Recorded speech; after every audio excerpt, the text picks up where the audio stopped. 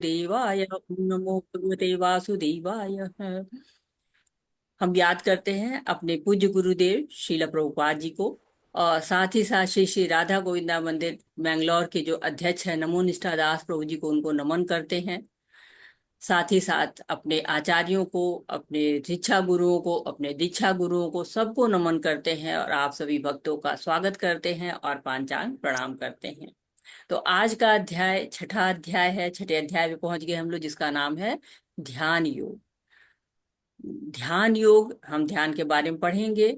और उसके पहले हम थोड़ा सा जो पांचवा अध्याय है उसको याद करते हैं कि हमने पांचवें अध्याय में क्या क्या पढ़ा था। तो पांचवें अध्याय में सबसे पहले अर्जुन का प्रश्न आता है। अर्जुन प्रश्न करते हैं कि सन्यास अथवा कर्म योग क्या मुझे करना चाहिए, मुझे सन्यास ले लेना चाहिए या कर्म करना चाहिए। तो भगवान उनको बताते हैं कि कर्म योग सन्यास की तरह से ही है। ऐसा नहीं है कि कर्म योग में सन्यास, सन्यास का मतलब क्या होता है कि ये कर्मों से विरक्ति कर लेते, जो सन्यास में रहते हो कर्म से विरक्त हो जाते हो, जाके जंगल में कहीं पर ध्यान करते हैं, भगवान का जो है वो सेवा करते हैं, भगवान का मतलब चिंतन करते हैं। सेवा तो ज्यादातर सन्यासी लोग नहीं करते, वो लोग ध्यान करते हैं, चिंतन करते हैं। और जो कर्म का त्याग करने, जो कर्म संन्यास जो होते हैं वो सन्यासी लोग, और कुछ लोग विरक्ति पूर्ण कर्म करते हैं, उनको कर्म योग कहा जाता है। यानी कि जो कर्म करते हैं उसमें कोई भी कर्म फल की आशा वो नहीं रखते हैं। तो भगवान बता रहे हैं कि जो विरक्ति पूर्ण कर्म होता है, जो कर्म योग कहलाता है, विरक्ति के साथ कर्म किया जाता है, भगवान के लिए सारे कर्मों को समर्पित किया जाता है, वो सन्यास के ही समान होता है, कर्म सन्यास के ही समान होता है, कर्म त्याग के ही समान होता है, लेकिन आसान होता है। और कहते एक जो कर्म योगी होता है वही सच्चा सन्यासी भी बन सकता है। तो भगवान ने बताया कि निष्काम कर्म योग जो करने लगता है कोई, तो वो बंधन से मुक्त हो जाता है। क्योंकि जो हमारा प्रयास है वो किस लिए है? बंधन से मुक्त होकर भगवत धाम जाने के लिए ही हम प्रयास करते रहते हैं। तो भगवान ने बताया कि तीन कर्ता कौन कौन से होते हैं, कौन कौन से तीन कर्ता होते हैं, कल हम लोगों ने पढ़ा था। तीन कर्ता कौन होते हैं? हरे कृष्णा, कोई बताएगा? हरे कृष्ण माता जी। जी। आत्मा, प्रकृति और भगवान। आत्मा, प्रकृति और भगवान। भगवान। और कोई कुछ कहना चाहता है इसमें? हरे कृष्णा, कोई बोलना चाहता है इसके बारे में और डिटेल में तो बोल सकता है। जीव, प्रकृति और भगवान। जीव, प्रकृति और भगवान कैसे, किस तरह से तीनों कर्ता होते हैं? जीव माता जी इच्छा करता है और प्रकृति उसको उपलब्ध कराती है और भगवान उसको शासन करते हैं कि हाँ तुम ये करो या ना करो। बहुत सुंदर बात है। तो आत्मा क्या करती है, जीव क्या करता है? इच्छा करता है। और भौतिक प्रकृति उसके लिए संसाधन जुटाती है कि कैसे वो इस इच्छा को पूर्ति कर सकता है, वो उसके संसाधन जुटाती है। और विविध रूप से जुटाती है, कोई एक ऑप्शन नहीं देती है, दसियों ऑप्शन देती है। और भगवान क्या करते हैं? उपदेष्टा अनुमंता च, भगवान साक्षी रूप में रहते हैं और अनुमति देने वाले के रूप में अनुमति देते हैं। तो जो आत्म साक्षात्कारी हो जाता है वो कैसा हो जाता है? विद्या विनय संपन्ने ब्राह्मणे गवि हस्तनी सुनी चैन स्वपाके च पंडिता समदर्शिना। तो उसको ज्ञान हो जाता है, विद्या विनय संपन्न, विनय से संपन्न हो जाता है, विद्या से संपन्न हो जाता है। तब क्या होता है? वो सबको समभाव देखता है। तो जो है वो उसके लक्षण बताए गए कि वो कोई अप्रिय वस्तु आ गई तो उससे विचलित नहीं होता है, कोई प्रिय वस्तु आ गई तो उससे खुश नहीं होता है, मोह नहीं होता, असम्मूढ़ो कहा गया, इस तरह बुद्धि कहा गया, बुद्धि उसकी स्थिर रहती है, ब्रह्म में स्थित होता है, अनासक्त रहता है, जो ये भौतिक सुखों से दूर रहता है। क्यों? क्या जानता है वो? यही शस्त्र जाब हो गया, दुख यो न एवते आदवंत कौन्तेय न तेषु रमता बुधा। बुधा जो बुद्धिमान है वो रमता नहीं है इसमें। क्यों? पता है उसको कि ये जो इंद्रिय विषय हैं, ये जो इंद्रियों से द्वारा भोगे जाते हैं, ये कभी भी आनंद नहीं देते, शाश्वत आनंद नहीं देते। भौतिक आनंद तो लेते ही लोग, और उसी भौतिक आनंद के कारण फंसते चले जाते हैं। और अंत में शांति सूत्र बताया गया, भोक्ता राम यज्ञ तपसा सर्वलोक महेश्वरम सुहृद सर्वभूतानां शांतिम ज्ञात्वा अशांतिम रिच्छति। तो जो शांति है वो कहाँ से आती है? भगवान को जब हम अपना बीज प्रदाता पिता मांग लेते हैं तब शांति आती है। तो हम भगवान तो बहुत ही बड़े हैं, सर्वलोक महेश्वरम है, सुहृद सर्वभूता नाम है, भोगता राम है। हम तो क्या है? हम तो अणु आत्मा है, वो परमात्मा है। तो भगवान की बातें बहुत सूक्ष्म स्तर की होती हैं, हम अनुमान भी नहीं लगा सकते। क्यों? क्योंकि हम उनको देखा ही नहीं है। हमने उत्तरा ने भगवान को देखा था, और जब भगवान चले जाते हैं तो अर्च विग्रह मदन मोहन के, गोपीनाथ जी के, कहते हैं कि उत्तरा जी के ही बताने पर कि भगवान कैसे होते हैं वो अर्च विग्रह बनाए जाते थे। भगवान से परीक्षित महाराज जो उनके गर्भ में थे, भ्रूण अवस्था में भगवान का दर्शन किया था। तो कितने भाग्यशाली थे। हमने तो प्रत्यक्ष देखा ही नहीं, हमें तो अनुमान लगाते। कैसे? शास्त्रों के माध्यम से। भगवान ने जो शास्त्र हमको दिए हैं, और वो भी शास्त्र कौन बता सकता है आपको? गुरु। क्योंकि वेदों को समझना बहुत ही मुश्किल होता है। कहते हैं 11-12 साल तो साधारण संस्कृत पढ़ने में लगता है, और वेदों की संस्कृत और कठिन होती, 6-7 साल और लग गए उसमें। फिर हम उसका अर्थ समझेंगे तो कितना मुश्किल है। वेदों को, कितने ढेर सारे वेद है, उपनिषद है, पुराण है, सबको पढ़ना बहुत ही मुश्किल है। तो भगवान ने वेदों का सार हमको भगवत गीता दे दी, 700 श्लोक में, 18 अध्याय हैं, 18 सीढ़ियां हैं। धीरे धीरे चढ़ते चढ़ते चढ़ते चढ़ते हमको 18 सीढ़ियों तक पहुंचेंगे, 700 श्लोक को पढ़ेंगे, ये वैष्णव के जो सिद्धांत है उनको समझेंगे। तो कई बार लोग बैठ जाते हैं कि नहीं नहीं हम तो एकांग योगा करेंगे, परंतु पूरा योग क्या है? अष्टांग योग है, 8 अंग हैं, और इन 8 अंगों का पालन करना है। हरे कृष्णा। तो आज का शुरू करते हैं हम। इस अध्याय का नाम ध्यान योग। श्री भगवान उवाच अनाशितः कर्म फलम कार्यम कार्यम कर्म करोति यः स सन्न्यासी च योगी च न निरग्निर्न चाक्रियः। श्री भगवान ने कहा, जो पुरुष अपने कर्म फल के प्रति अनासक्त है और जो अपने कर्तव्य का पालन करता है वही सन्यासी और असली योगी है। वह नहीं जो न तो अग्नि जलाता है और न कर्म करता है। तो भगवान ने यहाँ पर बताया है कि जो पुरुष अपने कर्म फल के प्रति अनासक्त है, अनासक्त मतलब कि उसको कोई आसक्ति नहीं है। तो ये जो हम ध्यान योग पढ़ रहे हैं, इसमें 1 से 9 श्लोक तक हम अष्टांग योग में कैसे हम उन्नति कर सकते हैं। क्योंकि अष्टांग योग की 2 अवस्थाएं होती हैं, एक योगा ऋक्षु अवस्था और दूसरी योगा रूढ़ अवस्था। तो जो योगा ऋक्षु अवस्था होती है वो बिगनर्स की होती है, जो शुरू करते हैं, जो योग में पारंगत होते हैं। और जो योगा रूढ़ अवस्था होती है वो सिद्ध अवस्था, आरूढ़ हो गए। आरूढ़ जैसे घोड़ा होता है, तो घोड़े पर जो बैठते हैं आरूढ़ होना उसको कहते हैं। यानी कि घोड़ा पूरी तरह से आपके सध गया, आपकी लगाम आपके हाथ में हो गई। तो ये अष्टांग योग में कैसे योगा ऋक्षु अवस्था से कैसे योगा रूढ़ अवस्था तक पहुंचेंगे, ये हम जानेंगे। 10 से 32 तक हम उनकी अष्टांग योग के चरणों के बारे में, कि कैसे कौन सी अवस्था होती है उसके बारे में समझेंगे।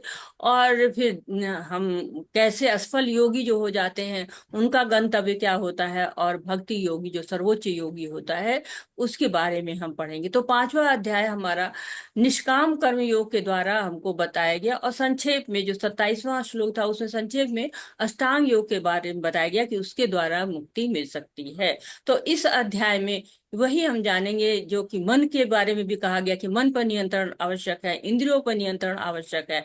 अब उसको थोड़ा और विस्तार से हम जानेंगे कि अष्टांग की उच्चतम स्तर क्या है, कैसे उसका अभ्यास करेंगे, और उसके पूर्व निष्काम कर्म योग के द्वारा कैसे शुद्धिकरण हो सकता है, कलयुग में अष्टांग योग कितना कठिन है। इन सब बारे में हम आज का जो अध्याय है वो हम पढ़ेंगे। तो जो ब्रह्म भूत अवस्था के बारे में भी बताया गया था कि ब्रह्म निर्वाण की अवस्था हो जाती है, ब्रह्म निर्वाण की अवस्था प्राप्त करता है जो योग करता है। तो वो ब्रह्मभूत की अवस्था में जो व्यक्ति होता है वो आत्मा के गुणों का अनुभव करना आरंभ कर देता है। और आत्मा को हम जानते हैं कि उसको शाश्वत है, मृत्यु नहीं उसकी हो सकती है, उसकी कोई आयु नहीं है, आयु रहित है। वो उसको न भूख लगती है, न प्यास लगती है, न सुख होता है, न दुख होता है। वो बस अपनी इच्छाओं को पूर्ण कर सकता है और आनंद में रहता है। तो अब इस अध्याय में हम जानेंगे कि जो कर्म फल के प्रति अनासक्त है, आसक्ति नहीं है, लेकिन कर्म करता है, ऐसा नहीं कि कर्म नहीं करता है, वही असली है सन्यासी है, और वही असली योगी है। ऐसा वो नहीं जो ना तो अग्नि जलाता है ना कर्म करता है। अग्नि जलाने का मतलब यज्ञ करना, जो यज्ञ नहीं जलाता है और कोई काम भी नहीं करता है, वो नहीं है असली सन्यासी। और असली योगी कौन है? जो निष्काम कर्म करता है, कर्म फलों से दूर हो जाता है। इस अध्याय में भगवान बताते हैं कि अष्टांग योग पद्धति मन तथा इंद्रियों को वश में करने का साधन है। तो मन और इंद्रियां हमारी बहुत चंचल होती हैं, उनको वश में हम अष्टांग योग के द्वारा कर सकते हैं। कृष्ण भावना भावित व्यक्ति बिना किसी स्वार्थ के पूर्ण ब्रह्म की तुष्टि के लिए कर्म करता है। कृष्ण भावना भावित व्यक्ति को कभी भी आत्म तुष्टि की इच्छा नहीं रहती, उसका एकमात्र लक्ष्य कृष्ण को प्रसन्न करना रहता है। अतः वह पूर्ण सन्यासी या पूर्ण योगी होता है जो कृष्ण को प्रसन्न करता है। तो त्याग के सर्वोच्च प्रतीक भगवान चैतन्य प्रार्थना करते हैं। चैतन्य महाप्रभु लिखते हैं हमको कि न धनम न जनम न सुंदरीम कविता वा जगदीश कामये मम जन्मनि जन्मनीश्वरे भवताद भक्तिर अहेतुकी त्वयि। तो अहेतुकी जो है, जो भक्ति चाहिए हमको, जो भगवान पे बिना किसी स्वार्थवश जो हम भक्ति करते हैं, वो भक्ति करना चाहते हैं चैतन्य महाप्रभु। और कहते हैं कि मुझे न धन चाहिए, न जन चाहिए, न सुंदरी चाहिए, न कोई किसी जगह रमण करने की, या हमारे पीछे ढेर सारे हमारे अनुयायी हैं, जैसे आजकल होता है ना, फेसबुक पे कितने लाइक मिले, यूट्यूब पे कितने लाइक मिले, ये सब की कोई अभिलाषा नहीं है। हरे कृष्णा। आगे पढ़ते हैं, कोई पढ़ना चाहता है? हरे कृष्णा। ज्ञानेश प्रभु जी आप श्लोक पढ़िए। आशा कलरा माता जी आप अनुवाद पढ़िए। हरे कृष्णा। हरे हरे हरे कृष्ण कृष्ण। माता जी। हरे कृष्ण। यम संन्यासमिति प्राहुर योगम तम विद्धि पांडव न य संन्यस्त संकल्पः योगी भवति कश्चन। हरे कृष्ण। हरे कृष्ण जी। हे पांडुपुत्र, जिसे संन्यास कहते हैं उसे ही तुम योग अर्थात पर ब्रह्म से युक्त होना जानो, क्योंकि इंद्रिय तृप्ति के लिए इच्छा बिना कोई कभी योगी नहीं हो सकता। हरे कृष्ण जी। हरे कृष्णा। तो यहाँ पर बता रहे हैं कि इंद्रिय तृप्ति को बिना त्यागे कोई योगी नहीं हो सकता है। तो तीन चीजों को बताया गया। एक तो क्या है? इंद्रियों पर और मन पर नियंत्रण होना चाहिए। दूसरा क्या है? लक्ष्य हमारा भगवान की तरफ होना चाहिए। और तीसरा क्या है? भगवान की सेवा करनी चाहिए। तो इंद्रियों पर नियंत्रण तो आसान नहीं होता है, आपने देख लिया है। और मन जो उनका स्वामी है, वो तो सबसे ज्यादा चंचल है। तो भगवान अष्टांग योग का वर्णन करते हैं। आज का समय है ना, विचलन का समय है। आप देखिए कि कितनी जल्दी हमारे विचलन होता है, जरा सा भी धैर्य नहीं होता है हमारे अंदर। तो विचलन बहुत ज्यादा है, तो हमारा ध्यान कहीं लग ही नहीं पाता है। तो शास्त्रों को पढ़ना बहुत ही कठिन होता जा रहा है। क्यों? क्योंकि बताया गया है, जो साइंस कहता है कि आजकल हमारा ये इतना मन चंचल हो चुका है कि हम किसी जगह पर 30 सेकंड भी ध्यान नहीं कर पाते हैं। लेकिन जो भक्त होते हैं वो जब करते हैं, तब करते उससे ध्यान की जो है वो बढ़ोतरी होती है, ज्यादा देर तक ध्यान कर पाते हैं, धैर्य ज्यादा रहता है। जैसे हम देखते हैं आजकल लोग इस तरह की स्टोरी सुनाते हैं कि कोई आता है, रात के ऑफिस से आता है, खाना खाता है, टीवी देखता है, टीवी में किसी वस्तु का विज्ञापन आ गया, अब वो वस्तु खानी है। क्रेविंग, क्रेविंग आजकल बहुत चलता है, क्रेविंग हो रही है। तो वो गाड़ी उठा के चल देते हैं, वो सामान को ढूंढते, वो वस्तु को मिलते हैं, रात का अंतिम पहर हो जाता है, ढूंढते ढूंढते नहीं मिलते हैं। फिर क्या होता है? आधी रात को आके सो रहे हैं, लेट उठते हैं, सिर भारी उठते हैं, तो असंतुष्टि, अगर समय पर पहुंच नहीं पाए कार्य पे, तो सैलरी भी कट हो जाती है, या छुट्टियां कट होती हैं। तो क्या होता है? पूरा समय बर्बाद हो जाता है। इसलिए लोग क्या है, नियमन चाहिए, जीवन में नियमन चाहिए, नियंत्रण चाहिए। और जब नियंत्रण होता है खाने पीने सोने उठने में, तो अपने आप से जो है वो नियंत्रण आता है। जो अष्टांग योगी होता है, क्या होता है? संयम कर सकता है। अष्टांग योग योग वाला योग नहीं होता है कि किसी सेंटर पर गए और 6 महीने और 10 महीने का कोर्स किया और अष्टांग योगी बन गए। नहीं, घर द्वार परिवार कारोबार व्यापार सब छोड़ना पड़ता है। एक कोपीन पहनो, हाथ में डंडा लो, एकांत में चले जाओ, पहाड़ी पे चले जाओ, ब्रह्मचारी व्रत का पालन करो, बिना पकाए जो मिले सो खाओ, सांस पे ध्यान लगाओ, अष्टांग योग का पालन करो, इंद्रियों पर नियंत्रण, मन पे नियंत्रण करो। तो कितना जो है मुश्किल होता है ये स्थिति कि कैसे हम इस चीज को नियंत्रण कर पाए। लेकिन यहाँ पर कह रहे वास्तविक संन्यास योग या भक्ति का अर्थ है कि जीवात्मा अपनी स्वाभाविक स्थिति को जाने और तदनुसार कर्म करे। तो अपनी स्वाभाविक स्थिति क्या है? दासत्व की स्थिति है, भगवान के दास हैं हम। हरे कृष्णा। हरे कृष्णा। आरुरुक्षोः मुने योगम कर्म कारणमुच्यते, योगारूढ़स्य तस्यैव शमः कारणमुच्यते। हरे कृष्ण। अष्टांग योग के नव साधक के लिए कर्म साधन कहलाता है और योगी सिद्ध पुरुष के लिए समस्त भौतिक कार्यकलापों का परित्याग ही साधन कहा जाता है। हरे कृष्णा। तो दो तरह के लोगों की बात हो रही। आरुरुक्षो, ये क्या है? बिगिनर्स है, नए नए हैं, जो अभी सीखने के लिए आए हैं अष्टांग योग, उनकी बात हो रही है। और योगारूढ़ की बात हो रही है। तो जो नवजात होते हैं, बिगिनर्स होते हैं, योगारूढ़ होते हैं, वो सारे कर्म करते हैं। ऑफिस भी जाना चाहिए उनको, खाना भी बनाना चाहिए, वो भोग यानी कि। और जो योगारूढ़ है वो पूरी तरह से आध्यात्मिक होते हैं, उनको भौतिक जगत के कार्य नहीं करते, वो केवल आध्यात्मिक जगत के ही कार्य करते रहते हैं। तो अष्टांग योग के जो 9 साधक होते हैं, उनके लिए कर्म साधन माना जाता है। वो यम नियम आसन का जो होता है पालन करते रहते हैं। यम का अर्थ होता है नियंत्रण, इंद्रियों का नियंत्रण। कैसे? ये मैकेनिकल उससे होता है, ये अपने आप धीरे धीरे शुद्धि नहीं होती है, इसको करना पड़ता है। और नियम, बहुत सारे नियम होते हैं जिनको फॉलो करना पड़ता है। प्रभुपाद जी ने तो हमको 4 नियम बताए हैं फॉलो करने के लिए। कौन कौन से 4 नियम हैं, किसी को याद है? प्रभुपाद ने कौन से मांस 4 नियम हमको बताए माता हैं? जी, मांसाहार नहीं जुआ खाना, ना नशा वगैरह नहीं मांसाहार करना। ना करना, नशा ना करना, अवैध संपर्क तो और 4 नियम। गैम्बलिंग गैम्बलिंग नहीं करना। जी माता जी। गैम्बलिंग को मना किया है। हाँ, गैम्बलिंग को मना मांसाहार किया है। नहीं, जुआ नहीं, पराई स्त्री का परगमन नहीं, और और सब लोग 3 बता के रुक जा रहे हैं, चारों आ नहीं, चुके हैं। गैम्बलिंग इलिसिट सेक्स, और उसके बाद है मीट मांसाहार नहीं खाना। इंटॉक्सिकेशन नहीं होना, और शराब नहीं पीना। 4 चीजें हैं। मांसाहार नहीं करना। तो क्या है? पहला है कि जुआ नहीं खेलना, दूसरा नशा नहीं करना, तीसरा मांसाहार नहीं करना, शराब चौथा नहीं। अवैध संबंध नहीं बनाना। तो ये 4 है। यही हमारे लिए कितने लोग कहते हैं कि नहीं, हमको बहुत मुश्किल हो रही है।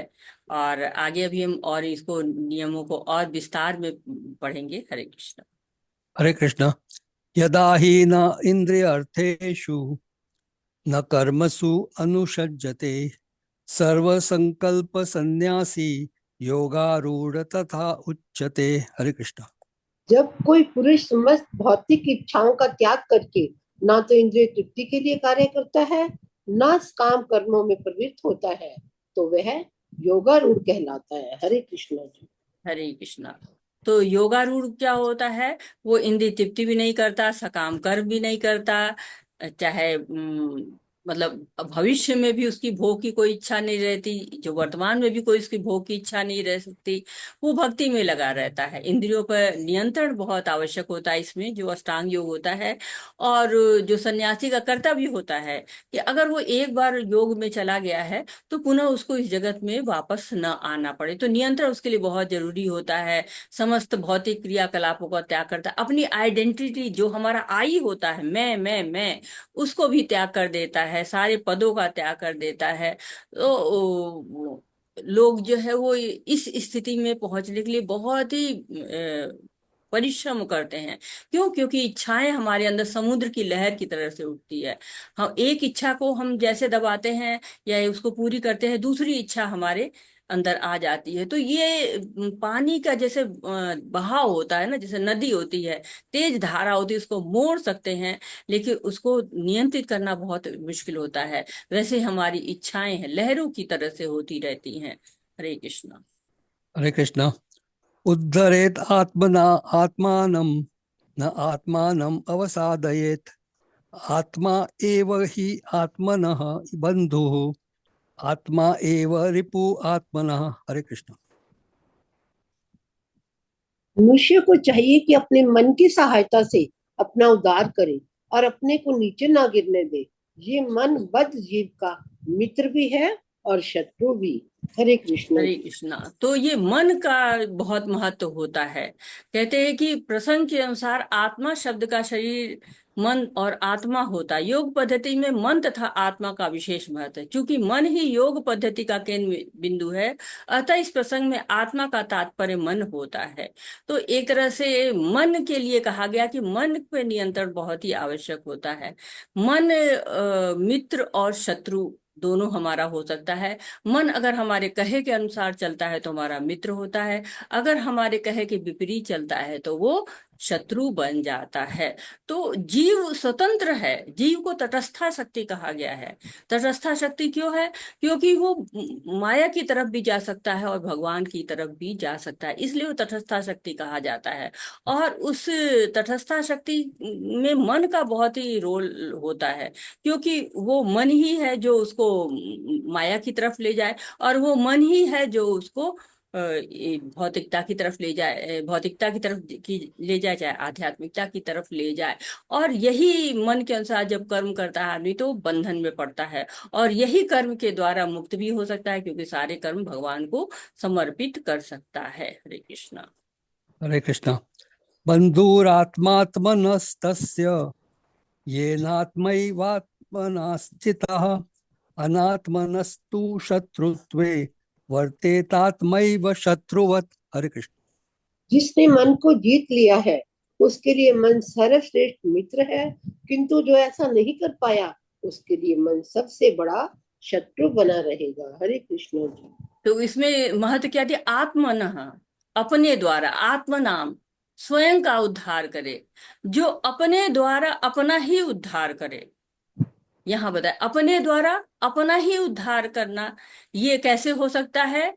नात्मा अवसादयेत, अपना पतन न करे तब। तो भगवान सलाह दे रहे हैं, भगवान नियंत्रित नहीं करते। क्यों? क्योंकि जीव तटस्था शक्ति है, आदेश नहीं देते। भगवान बता रहे हैं कि मनुष्य अपना उद्धार कर सकता है, और स्वयं अपने आप से ही कर सकता है, और अपना ही पतन भी कर सकता है। तो मनुष्य को चाहिए कि अपनी मन को मित्र बनाए। मित्र क्या करता है? मित्र सही बात सुनता है, और सही काम करवाता है, सही सलाह देता है। और जिसका मन ऐसा नहीं है, गलत कार्यों में फंसा रहा है, उद्धार नहीं करा रहा है, किसी कीचड़ में डाल रहा है मन, तो क्या हो रहा है? उस वो मन हमारा शत्रु हो जाता है। वही कहते हैं ना कि मन किया तो क्लास में आ गए, आज मन नहीं है कुछ और करने लगे। तो मन ही गंगा स्नान भी कराता है, और मन ही कीचड़ में ही गिराता है। और अब आगे के जब श्लोक होंगे उसमें हम नियंत्रण की बात करेंगे, मन के नियंत्रण की। क्योंकि हमने पहले पढ़ लिया कि अष्टांग योग बिना मन के नियंत्रण नहीं, मतलब बिना मन के नियंत्रण के नहीं किया जा सकता है। जैसे लोग आते हैं, सत्संग सुनने जाते हैं और सोते रहते हैं, अलर्ट नहीं रहते हैं, तो ये क्या है? मन भटका रहा है, मन इधर उधर घुमा रहा है। तो ये रघुनाथ गोस्वामी जी कहते थे कि मन को सुबह शाम, सुबह झाड़ू से और शाम को चप्पल से मारना चाहिए। मतलब क्या है कि उसको नियंत्रण में रखना चाहिए। तो धीरे धीरे मन मतलब आता है, अपने आप के कंट्रोल में आता है, नियंत्रण में आता है। और अष्टांग योग में मन पे नियंत्रण बहुत जरूरी है। मन पे नियंत्रण होता है तभी इंद्रियों पर भी नियंत्रण हो पाता है। क्यों? मन स्वामी है इंद्रियों का। हरे कृष्णा। हरे कृष्ण। जितात्मनः प्रशान्तस्य परमात्मा समाहितः शीतोष्ण सुख दुखेषु तथा मानापमानयोः। हरे कृष्ण। हरे कृष्णा। रश्मि गुप्ता माता जी, आप अनुवाद पढ़ लीजिए। धन्यवाद माता जी, आशा माता जी। हरे कृष्ण माता जी, धन्यवाद बहुत बहुत। हरे कृष्ण माता जी, धन्यवाद। जिसने मन को जीत लिया उसने पहले ही परमात्मा को प्राप्त कर लिया, क्योंकि उससे शांति प्राप्त कर ली है। ऐसे पुरुष के लिए सुख दुख, सर्दी गर्मी एवं मान अपमान एक से है। हरे कृष्ण माता जी। हरे कृष्णा। तो क्या कहते हैं? मनुष्य को भगवत आज्ञा का पालन करना चाहिए। जब मनुष्य का मन परा प्रकृति में स्थिर हो जाता है तो जीवात्मा के समक्ष भगवत आज्ञा का पालन करने के अतिरिक्त कोई विकल्प नहीं रह जाता है। तो मन को भगवान की आज्ञा कहाँ लिखी है? शास्त्रों में लिखी है। बताता कौन है? उसको गुरु बताते हैं। तो जब मनुष्य का मन परा प्रकृति में, जब अंतरंगा शक्ति में भगवान की, जब दिव्य शक्ति में स्थिर होता है, भगवान में स्थिर होता है, तब क्या होता है? जीवात्मा केवल भगवान की आज्ञा का पालन करती है, कोई विकल्प ही नहीं रह जाता है। क्यों? हम जीवन में, प्रकृति हमको बहुत विकल्प देती है। हम उन विकल्पों में उलझे रहते हैं, लेकिन जो विकल्प नहीं रहता है जब हम परा प्रकृति के अधीन हो जाते हैं, अंतरंगा शक्ति के अधीन हो जाते हैं। जब तक हम बहिरंगा शक्ति माया देवी दुर्गा देवी के अधीन रहते हैं, तब तक हमारा मन यहाँ वहां डोलता रहता है। तो माइंड को क्या कहते हैं, जब कंट्रोल्ड स्थिति में होता है, नियंत्रित स्थिति में होता है, तो फ्रेंड होता है। अनकंट्रोल्ड हो गया तो एनिमी, दुश्मन हो गया। इसीलिए कहते हैं ना कि मन को नियंत्रित रखो। तुम्हारा मन आजकल बहुत बहक रहा है, लोग बोलते हैं ना साधारण भाषा में। तो आजकल 99.999% लोगों का मन अनियंत्रित है, मन अशुद्ध है। मन शुद्ध हो जाए तो क्या होगा, भगवत भक्ति हो जाएगी। मन तो वैसे ही है ना कि जैसे बंदर की तरह उछलता रहता है, इस डाली से उस डाली, ये चाहिए फिर वो चाहिए। और जो हमारे आचार्य तो ये तक कहते हैं कि ये मन ऐसा बंदर है कि एक तो बंदर है, ऊपर से उसने शराब पी लिया हुआ है, तो और अनकंट्रोल्ड है, और उस पे उसको बिच्छू काट ले, तो फिर सोचे कि उस बंदर की क्या स्थिति होगी। वही स्थिति हमारे मन की होती है। मन को में कहते हैं कि माइंड, जो इंग्लिश में उसको माइंड बोलते हैं। हमारे यहाँ मन है, बुद्धि है और दिमाग है, वो ढेर सारे शब्द हैं, लेकिन इंग्लिश में इतने शब्द नहीं है, वहां मन को माइंड कहा जाता है। तो माइंड का काम क्या होता है, एम फॉर मेमोरीज, यादें रखता है। अब मन गलत यादें, अच्छी यादें, बुरी यादें सब रखता है। अब आपके ऊपर है कि उनको आप कैसे सचोएं, अच्छी यादों को अपने पास रखें। तभी कहते हैं पॉजिटिव हो, निगेटिव नहीं होना है, क्योंकि निगेटिव हम गलत चीजों को याद करते हैं, उनको कोट करते हैं, बार बार कोट करते रहते हैं और दुखी होते रहते हैं। और आई फॉर आइडिया, बुरे विचार रख सकता है, अच्छे विचार रख सकता है। आपके ऊपर है कि आप अच्छे विचार रखना चाहते हैं या बुरे विचार सकते हैं। नोशन होता है, डिजायर होती है। तो हमारे अंदर सब ढेर सारी इच्छाएं होती हैं, ढेर सारी बातें होती हैं, अंबार होता है। इसी के अनुसार बुद्धि जो है वो मित्र होती है या शत्रु होती है। तो हम, अगर मन हमारा कृष्ण के चरणों से हमें दूर ले जा रहा है, तो वो शत्रु की तरह काम कर रहा है। अगर कृष्ण चरणों में ले जा रहा है, तो वो हमको सही अवस्थान पे ले जा रहा है। हमने पढ़ा हुआ है, दूसरे अध्याय में कहते हैं भोगो ऐश्वर्य प्रसक्ता नाम तथा अपरित चेष्टा व्यवसायत्मिका बुद्धि समाधो न विधीयते। तो जो व्यवसायत्मिका बुद्धि होनी चाहिए, कृष्ण चरणों को पकड़ के लेना चाहिए, मन इंद्रियां सब भगवान की सेवा में ही लगी रहनी चाहिए। कर्मों में आसक्ति नहीं होनी चाहिए, कर्म फलों में आसक्ति नहीं होनी चाहिए। अगर ऐसा होता है तो हमारा मन मित्र होता है। अगर मन हमारा बुद्धि पर ही अधिकार जमा लेता है, बुद्धि का ही कहना नहीं मानता है, तो वो उसी तरह से नुकसान करता है जैसे कि शत्रु हमारा नुकसान करता है। हरे कृष्णा। हरे कृष्ण। ज्ञान विज्ञान तृप्तात्मा कूटस्थो विजितेन्द्रियः युक्त इत्युच्यते योगी समलोष्ट्राश्म कांचनः। हरे कृष्ण। हरे कृष्णा। हरे हरे कृष्ण। पढ़िए माताजी। वह व्यक्ति आत्म साक्षात्कार को प्राप्त तथा योगी कहलाता है जो अपने अर्जित ज्ञान तथा अनुभूति से पूर्णतः संतुष्ट रहता है। ऐसा व्यक्ति अध्यात्म को प्राप्त तथा जितेंद्रिय कहलाता है। वह सभी वस्तुओं को, चाहे वे कंकड़ हो, पत्थर हो या कि सोना, एक समान देखता है। हरे कृष्ण। हरे कृष्णा। तो अ, पिछले जो हमने श्लोक पढ़ा था उसमें जितात्मनः शब्द आया था, और यहाँ पर अनात्मनः शब्द आ रहा है। अनात्मनः शब्द का मतलब होता है कि वश में रखना। वश की जो है बात की जा रही, कि वश में जो रख ले यो को, उसको, उसकी बात हो रही है। जो मन को वश में नहीं कर पाया वो अनात्मना, जो मन को जीत लिया वो जिनात जितात्मना। तो अनात्मना वाला अपना पतन करता है और जितात्मना वाला अपना उद्धार करता है। शीतोष्ण सुख दुखेशु। तो सुख हो चाहे दुख हो, सब में कैसा होता है, एक सा होता है। तो जिसने मन को जीत लिया वो तो तृप्त हो गया, उसके लिए सब कुछ समान भाव से हो गया। और जिसने मन को जीत नहीं पाया, जो कि अनात्मना रह गया, वो अपने आप को पतन की तरफ ले जाता है। लेकिन जो जितात्मना होता है, वो कंकड़ हो, पत्थर हो, सोना हो, सब कुछ एक समान ही देखता है। यहाँ पर बताया गया है कि जो भगवान में लिप्त हो जाता है, भक्ति रसामृत सिंधु जो आप लेवल 3 में पढ़ेंगे, उसमें लिखा गया कि जो भगवान की सेवा करने लगता है, वो इंद्रियों को बिल्कुल नियंत्रित में कर लेता है। अतः श्री कृष्ण नाम आदि न भवेद ग्राहम इंद्रियो सेवान्मुखे ही जीवादो स्वयं स्मृत अदा।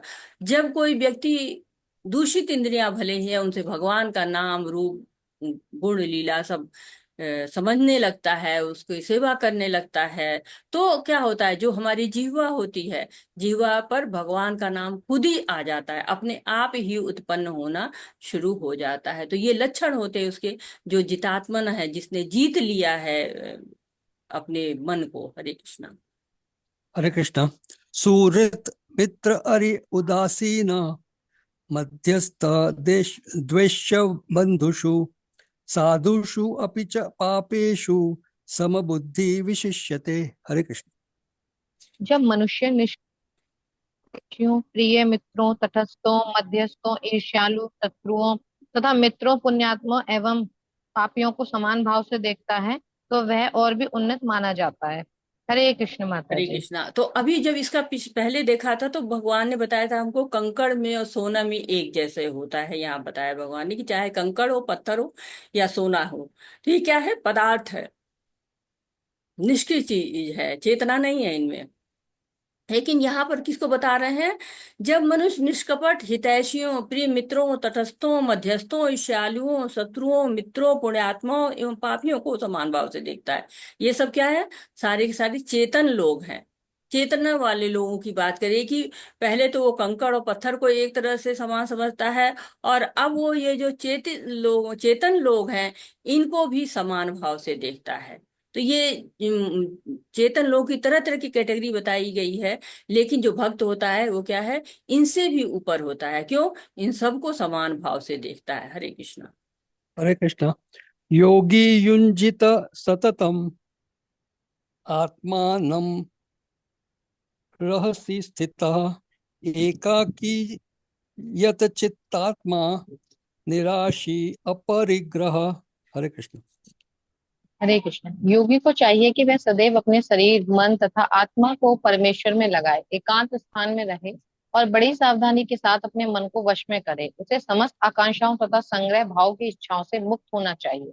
हरे कृष्ण माता जी। हरे कृष्णा। तो अभी हमने इसके पहले पढ़ा कि जो लोग योगारूढ़ होते हैं, उनके लक्षण क्या होते हैं उन लोगों के, कि उनका मन नियंत्रित होता है, शांत होते हैं, परमात्मा को प्राप्त कर लेते हैं, मान अपमान, सर्दी गर्मी, सुख दुख से परे होते हैं, शास्त्रीय ज्ञान होता है उनको, साक्षात्कार से पूर्ण होते हैं, आध्यात्म में स्थित होते हैं, जितेंद्रिय होते हैं, आत्म साक्षात्कारी होते हैं, कंकड़ है, सोना है, सब में उनकी समदृष्टि होती है।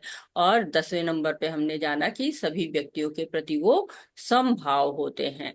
और अब हम योगी के लिए बताया जा रहा है यहाँ पर कि योगी को करना क्या चाहिए, योगी को होना क्या चाहिए, कैसे वो योग करेगा।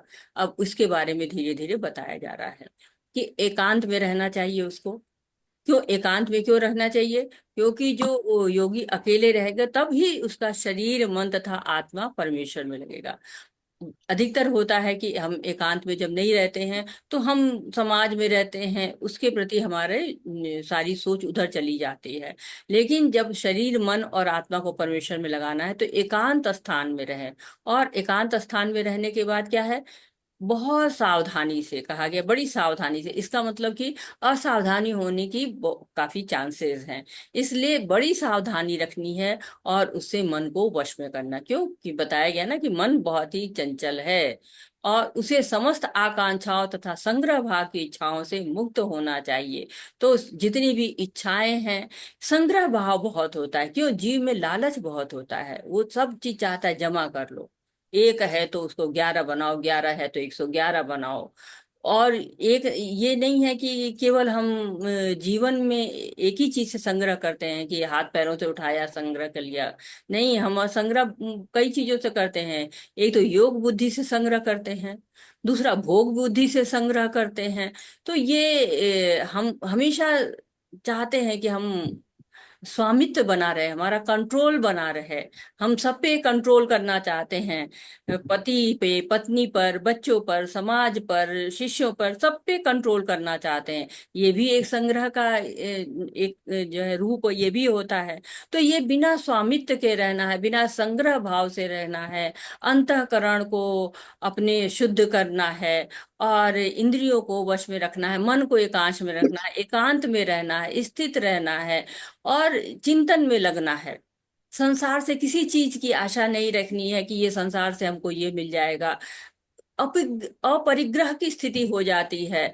लेकिन मुश्किल तो है आजकल, क्योंकि एकांत मिलना बहुत ही मुश्किल है। परंतु यदि समझिए कि कोई एकांत मिल भी गया, पहली बात तो एकांत है क्या? एकांत वो है जहां पर ढेर सारी विविधताएं हैं, ढेर सारी भौतिकताएं हैं, भगवान की सेवा करना थोड़ा मुश्किल हो रहा हो, वो जगह एकांत नहीं होती। लेकिन जो बिल्कुल लोग नदी के किनारे रह जाते हैं, चाहे हिमालय पे चले जाते हैं, ये कोई एकांत स्थान ढूंढते हैं, उस एकांत स्थान में जाके अपने मन को, इंद्रियों को, चित्त को, सबको भगवान में लगा देना है, और तब योग हो सकता है। हरे कृष्णा। हरे कृष्णा। शुचौ देशे प्रतिष्ठाय, शुचौ देशे प्रतिष्ठाप्य स्थिरमासनमात्मनः नाति उच्छ्रितं नाति नीचं चैलाजिन कुशोत्तरम् तत्रैकाग्रं मनः कृत्वा यत चित्तेन्द्रिय क्रिया उपविश्यासने युज्यात् योगम आत्मविशुद्धये। हरे कृष्ण। हरे कृष्ण। योगाभ्यास के लिए योगी एकांत स्थान में जाकर भूमि पर कुशा बिछा दे, फिर उसे मृगशाला से ढकें तथा ऊपर से मुलायम वस्त्र बिछा दे। आसन ना हो तो बहुत ऊंचा हो और ना बहुत नीचा, यह पवित्र स्थान में स्थित हो। योगी को चाहिए कि इस पर दृढ़ता पूर्वक बैठ जाएं और मन, इंद्रियों तथा कर्मों को वश में करते हुए तथा मन को एक बिंदु पर स्थिर करके हृदय को शुद्ध करने के लिए योगाभ्यास करें। हरे कृष्ण। हरे कृष्ण। तो पवित्र स्थान तीर्थ स्थान का सूचक है। भारत में योगी तथा भक्त अपना घर त्याग कर प्रयाग, मथुरा, वृंदावन, ऋषिकेश तथा हरिद्वार जैसे पवित्र स्थानों में वास करते हैं, तथा एक और एकांत स्थान में योगाभ्यास करते हैं। तो ये आप देख रहे हैं कि आजकल तो बड़ा मुश्किल है ऐसे पवित्र स्थान मिलना, शुद्ध जगह जहाँ पर नदी है, जंगल है, कोई कोई आता जाता नहीं, इस तरह का शुद्ध स्थान। लेकिन आजकल तो ऐसा है कि आप पहले तो एकांत स्थान नहीं मिलेगा, और एकांत स्थान मिलेगा तो पवित्र स्थान नहीं मिलेगा। ये बहुत ही मुश्किल जो है वो चीज बता रहे हैं यहाँ पर अष्टांग योग के लिए। तो पहले क्या करना है, कुशा घास होनी चाहिए। कुशा घास किस लिए होनी चाहिए? कि वो बड़ी घास जो है बड़ी पवित्र मानी गई है, कुशा घास को पवित्र माना गया है, इसलिए कुशा घास रखना है। और उसको पवित्र किया जाता है, शुचि मंत्र होते हैं, ओम अपवित्रो पवित्रो वा सर्वस्थम गतोपि वा ये निस्मृत पुंडरीका च सहभ्यंतर शुचि। तो इस तरह से अपवित्र को भी पवित्र किया जाता है। कैसे? पुंडरी कांछा, विष्णु को याद करके। और उनके कहते हैं कि जब पुंडरी कांछा को याद करते हैं तो बाह्य रूप से और आंतरिक रूप से सब जो है वो शुद्धि आ जाती है। जब भगवान का नाम कान में पड़ता है ना, तो सारी कल्मशता दूर हो जाती है। तो कहते हैं कि जो बराह भगवान थे उनके रोम से कुशा उत्पन्न हुई थी, इसलिए उसको बहुत पवित्र माना गया है। लेकिन कुशा में एक चीज होती है कि वो गढ़ती है, तो इसलिए कहा गया कि उसके ऊपर मृगछाला बिछा दें। मृगछाला क्यों बिछाया जाए? क्योंकि जो मृगछाला होती है उस पे ये छोटे छोटे कीड़े मकोड़े नहीं चढ़ते हैं, वो क्योंकि जमीन पर बैठेंगे तो कीड़े मकोड़े आ जाते हैं ना, इसलिए उसको मृगछाला से ढका जाता है। आसन को थोड़ा सा ऊंचा बनाया जाता है, वही रीजन होता है कि छोटे छोटे कीड़े मकोड़े न चढ़ पाए। लेकिन बहुत ऊंचा बना देंगे तो पता चला जो चिंतन में रहते हैं ना, वो बिल्कुल समाधि की अवस्था हो जाते हैं, शरीर से बिल्कुल अलग हो जाते हैं। तो ऐसी स्थिति में गिर न पड़े, इसलिए ऊंचा भी नहीं और नीचा भी नहीं, पवित्र स्थान होना चाहिए और दृढ़ता पूर्वक बैठना चाहिए, दृढ़ता से। और इसीलिए आसन का बड़ा महत्व होता है कि आसन के द्वारा शरीर को मजबूत किया जाता है, जैसे दृढ़ता से बैठ पाए और मन इंद्रिय कर्म सबको भगवान में लगा देते हैं और इस तरह से शुद्ध होकर योगाभ्यास करते हैं। हरे कृष्णा। हरे हरे कृष्णा। कृष्ण। धन्यवाद प्रभु जी। हरे हरे कृष्ण। कृष्णा। अत्रे माता जी आप श्लोक पढ़िए। जलेंद्र प्रताप प्रभु जी आप अनुवाद पढ़िए। हरे कृष्ण। समं कायशिरो ग्रीवन् धारयन्नचलं स्थिरः सम्प्रेक्ष्य नासिकाग्रं स्वं दिशाश्च नवलोकयन् कुशन्तात्मा विगतभिर्ब्रह्मचारीवति स्थितः मनः संयम्य मच्चित्तो युक्तया आसीत् मत्परः। हरे कृष्ण। हरे कृष्ण। माता जी से प्रणाम। गुरु से प्रभुपाद की जय। अनुवाद से प्रभुपाद द्वारा। योगाभ्यास करने वाले को चाहिए कि वह अपने शरीर गर्दन फंस को सीधा रखे और नाक के अगले सिरे पर दृष्टि लगाए। इस प्रकार वह अविचलित तथा दमित मन से भाव रहित भय रहित विषय जीवन में से पूर्णतः मुक्त होकर अपने हृदय में मेरा चिंतन करे और मुझे ही अपना चरम लक्ष्य बनाए। हरे कृष्ण। हरे कृष्णा। तो समकाय शिरोग्रीवा, तो समकाय शिरोग्रीव, काया को कहा गया है, शरीर को काया है। काया किसको कहते हैं? जो कमर से गले तक जो है उसको काय कहा जाता है। काय, पूरा शरीर काया कहा जाता है, और जो कमर से गले तक की स्थिति होती है उसको काय कहा जाता है। तो सर गर्दन और शरीर सबको क्या करना है? बिल्कुल सीधे एक लाइन में। हम बैठते हैं ना कभी कभी तो हिलते रहते हैं, हमें पता भी नहीं होता है। और यहाँ पर एकदम स्थिर सीधा बढ़ना है। कुछ लोग बैठते हैं तो पैर हिलाते रहते हैं, कुछ लोग बैठते हैं तो हाथ हिलाते रहते हैं। और आंख भी पूरी तरह बंद ना हो, बहुत ज्यादा खुली भी ना हो। देखिए सत्संग में लोग आते हैं तो सोते रहते हैं ना, वैसे आंख बंद कर लेंगे तो सो जाएंगे, नींद आ जाएंगे, गिर जाएंगे। और आंख के से नाक के अग्र भाग पर देखना है और कहीं नहीं देखना है, नाक के अग्र भाग पे। तो इसलिए, और साथ ही विगत होना। विगत कौन रहता है? जो भय से रहित होता है। अब जंगल में तो बहुत सारे भय रहते हैं, लेकिन विगत वो हो जाता है क्योंकि भगवान से जुड़ जाता है ना। जो भगवान से जुड़ जाता है उसको ये जो छोटे छोटे भय होते हैं ना, वो सारे समाप्त हो जाते हैं, अभयम हो जाता है वो। तो योगी को डरना नहीं चाहिए। वो प्रयास तो कर लिया कि कीड़े मच्छर जो होंगे उनके लिए मृगशाला तो बिछाई दी, ब्रह्मचारी रहना है। मनसा से, वाचा से, कर्मणा से। ब्रह्मचारी का मतलब कि वो शारीरिक ब्रह्मचारी की बात नहीं होती है। मनसा वाचा कर्मणा सबसे ब्रह्मचारी रहना है। जैसे भीष्म पितामह थे, वो राजमहल में थे परंतु ब्रह्मचारी थे, तो इसलिए उनको सर्वश्रेष्ठ ब्रह्मचारी कहा गया है। तो घर में भी रह के ब्रह्मचारी हुआ जा सकता है, ये भीष्म ने दिखा दिया।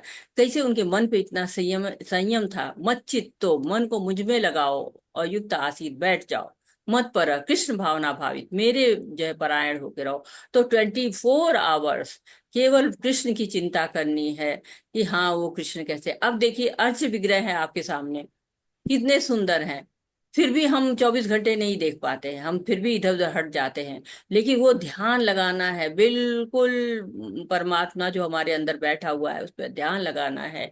और तभी ये स्थिति को प्राप्त करना अष्टांग योग कहलाता है। हरे कृष्णा।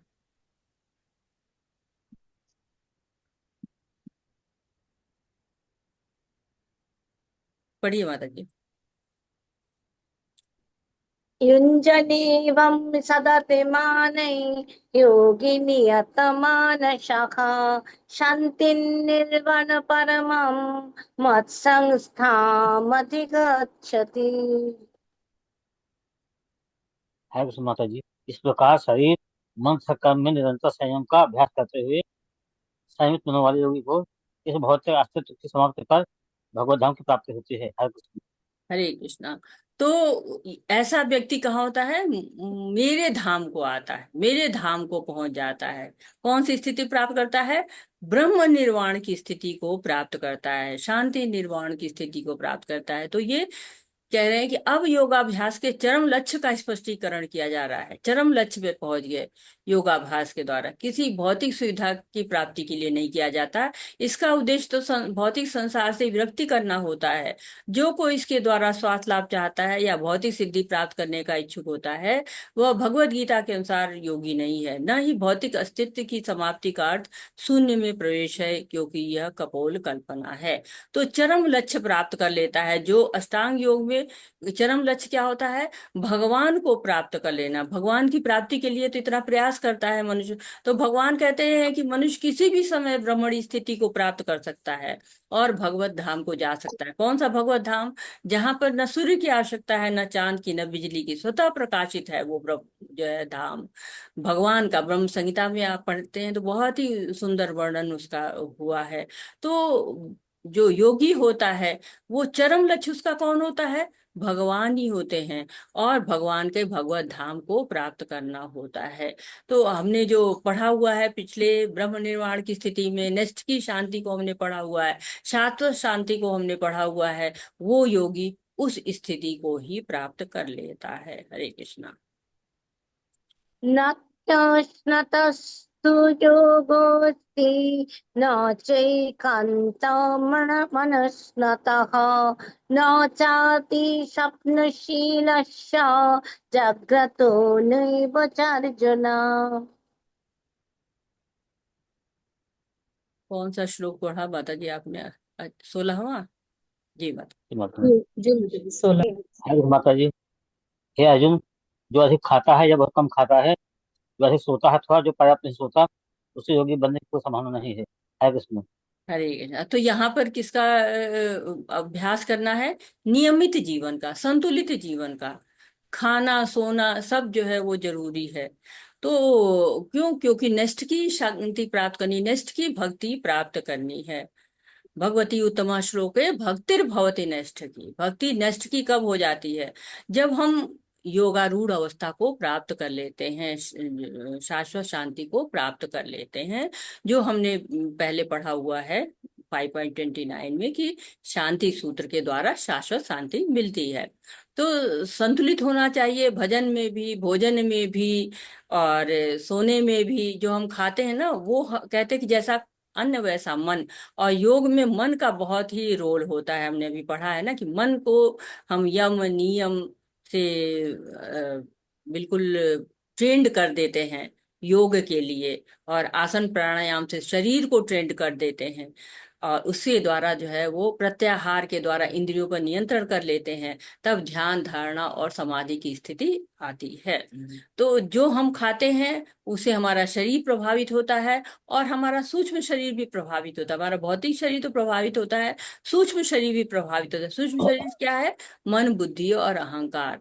तो जो हम खाएंगे वैसा ही मन हमारा बनता जाएगा। वैसे सोना भी आवश्यक है। कम खाएंगे तो नींद ही नहीं आएगी, ज्यादा खा लेंगे तो भी नींद नहीं आएगी, कम खाएंगे तो भी मन उसी में लगा रहेगा। और गुब्बारा जैसे, मतलब कम खाएंगे तो जैसे गुब्बारा पिचका दिया वैसे हो जाएंगे, ज्यादा खाएंगे तो वैसे ही जैसे गुब्बारा हो जाएगा कि फूल जाएंगे, फट जाएंगे, वैसा हो जाएगा। और तो वैसे ही संतुलित होना चाहिए। जैसे सब्जी होती है, दाल बनती है घरों में, तो नमक कम हो गया तो बेस्वाद, नमक ज्यादा हो गया तो बेस्वाद। तो हमको करना क्या है? मध्यम मार्ग अपनाना है। तो क्या करना चाहिए और क्या नहीं करना चाहिए, डूज और डोंट बताया जा रहा है। संतुलित खाना चाहिए, संतुलित सोना चाहिए, अधिक नहीं खाना चाहिए, अधिक नहीं सोना चाहिए। तो भगवान कहते हैं ना, अति सर्वत्र बज्जते।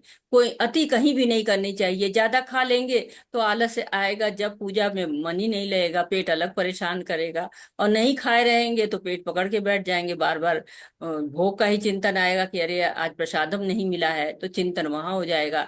और कम खा के जो है शक्ति भी कम हो जाएगी, शरीर भी शिथिल हो जाएगा, भगवान भी याद नहीं आएंगे। कहते हैं ना, भूखे भजन न होए गोपाला, छूट गई है कंठी माला। तो जब भूखे रहेंगे तो फिर यही होता है, सोएंगे नहीं तो भी यही होता रहता है। तो यम नियम की यहाँ पे बात आ रही कि कैसे हम अपने आप को एक संतुलित नियमित जीवन दे। हरे कृष्णा, जो योगी बनना चाहते हैं। युक्ताहार विहारश्च युक्तचेष्टस्य कर्मसु युक्तस्वप्नावबोधश्च योगो भवति दुःखः। हरे कृष्ण। हरे कृष्ण माता जी। जो खाने सोने अमर प्रमोद का काम करने का तो से नियमित रहता है, वह योग अभ्यास द्वारा समस्त भौतिक क्लेशों को नष्ट कर सकता है। हरे कृष्ण माता जी। हरे कृष्णा। तो जो आदतों में अनियमित रहता है उसकी बात कही जाए। इसके पहले बताया है कि संतुलित रहिए है रहना चाहिए, क्योंकि जब हम खाने पीने में नियमित रहते हैं तभी हमारे गुण ऊपर को जाते हैं। हमें सतोगुणी बनना है कि कम से कम हम उस रनवे पर शुद्ध सतोगुणी हो जाए। अष्टांग योगी के लिए बात कर रहे हैं हम। और अगर तमोगुणी में रहेंगे, सोते रहेंगे, तो फिर भगवान का चिंतन कब करेंगे। तो यहाँ पर ये भी होगा कि आमोद प्रमोद कैसा उसका होना चाहिए। उसका खाना सोना की बात तो हो गई कि खाना सोना में नियमित हो गए, आमोद प्रमोद में भी नियमित रहे। आमोद प्रमोद, हम कहेंगे अरे योगी आमोद प्रमोद भी करते हैं, तो हाँ देखिए ना कितना बढ़िया कीर्तन करते हैं, नाचते हैं, गाते हैं। तो क्या होता है, भौतिक क्लेश समाप्त हो जाता है। अब ये है कि उनका वो आमोद प्रमोद नहीं होता है कि मूवी देखाएं, टीवी देखाएं। वो वॉकिंग करते हैं, स्विमिंग करते हैं, और अपना नाचते गाते हैं, यथा योग आहार करते हैं, विहार करते हैं। तो वो तो योगी बन ही नहीं सकता है जिसका जीवन जो है संतुलित ना हो, जिसका खाना पीना सोना उठना संतुलित ना हो, वो तो योगी बन ही नहीं सकता है। योगी प्रभुपाद जी रहते थे ना, तो वो प्रसादम खिलाते थे सबको। तो कभी कभी लोग इतना खाने लगते थे, इतना खाने लगते थे कि प्रभुपाद जी उनको टोकते थे कि इतना खाओगे तो भोगी हो जाओगे, तुम योगी नहीं रह जाओगे। तो इतना खाओ जितना कि शरीर को आवश्यकता हो। जैसे हमारी कुछ बेसिक नीड्स होती हैं, सोना है, खाना है, पीना है। इसकी अति करेंगे ना तो हम योगाभ्यास नहीं करेंगे। जब हम सतोगुण में रहते हैं तो हमारी जो भी आवश्यकताएं हैं नियंत्रित रहती हैं, हर चीज का नियमन होता है। हम ज्यादा से ज्यादा समय भगवान में लगाते हैं। लेकिन अगर शरीर की आवश्यकताओं को बढ़ाने लगेंगे तो हम सारा समय अपनी शारीरिक आवश्यकताओं को पूरा करने में लग जाएंगे। अब अगर हमारे भोजन पे ही ध्यान है तो हमेशा भोजन ही पकाते रहेंगे। सुबह क्या खाएंगे, दोपहर में क्या खाएंगे, शाम को नाश्ता क्या खाएंगे, स्नैक्स क्या लेंगे, और रात में डिनर क्या लेंगे, यही सोते रह जाएंगे। सोना है तो खाया सोया करते रह जाएंगे। तो हमें इस पर नहीं। और जो आमोद प्रमोद हमारा है वो भगवान की सेवा से होना चाहिए जुड़ा हुआ। जो प्रभुपाद जी कहते हैं कि हमारा तो सारा आंदोलन ही मनोरंजन में है। हम हरे कृष्णा धुन पर गाते हैं, बजाते हैं, नाचते हैं, सात्विक भोजन करते हैं। ऐसा भोजन करते हैं जो कि हमारे शरीर को शुद्ध रखता है, आयु बढ़ाने वाला होता है। और उससे हमारा जो दिनचर्या होती है वो भी पूरी तरह से नियमित होती है। तो जो भौतिक भोग में नहीं पड़ना चाहिए। हरे कृष्णा। यदा विनियते चित्तम् आत्मन्नेवावतिष्ठते निःस्पृहः सर्वकामेभ्यो युक्त इत्युच्यते तदा। हरे कृष्ण। हरे कृष्ण। अनुकंपा माता जी, आप अनुवाद पढ़िए। धन्यवाद प्रभु जी। धन्यवाद माता अनुकंपा जी। माता जी। हरे कृष्णा माता जी, दंडवत प्रणाम। थैंक यू माता जी।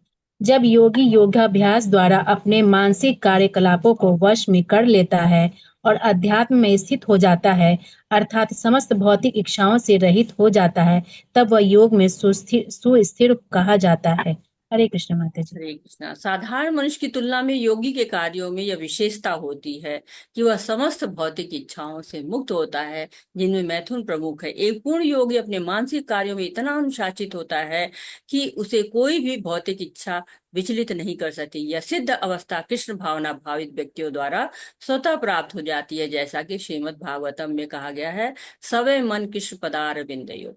ये राजा अम्बरीश के लिए कहा गया है कि उन्होंने अपनी सारी जो इंद्रियां थी उनको भगवान की सेवा में लगा दिया था। अपनी वाणी को उन्होंने, अपने हाथों को, अपने आंखों को, अपने कानों को, सबको उन्होंने भगवान की सेवा में लगा दिया था।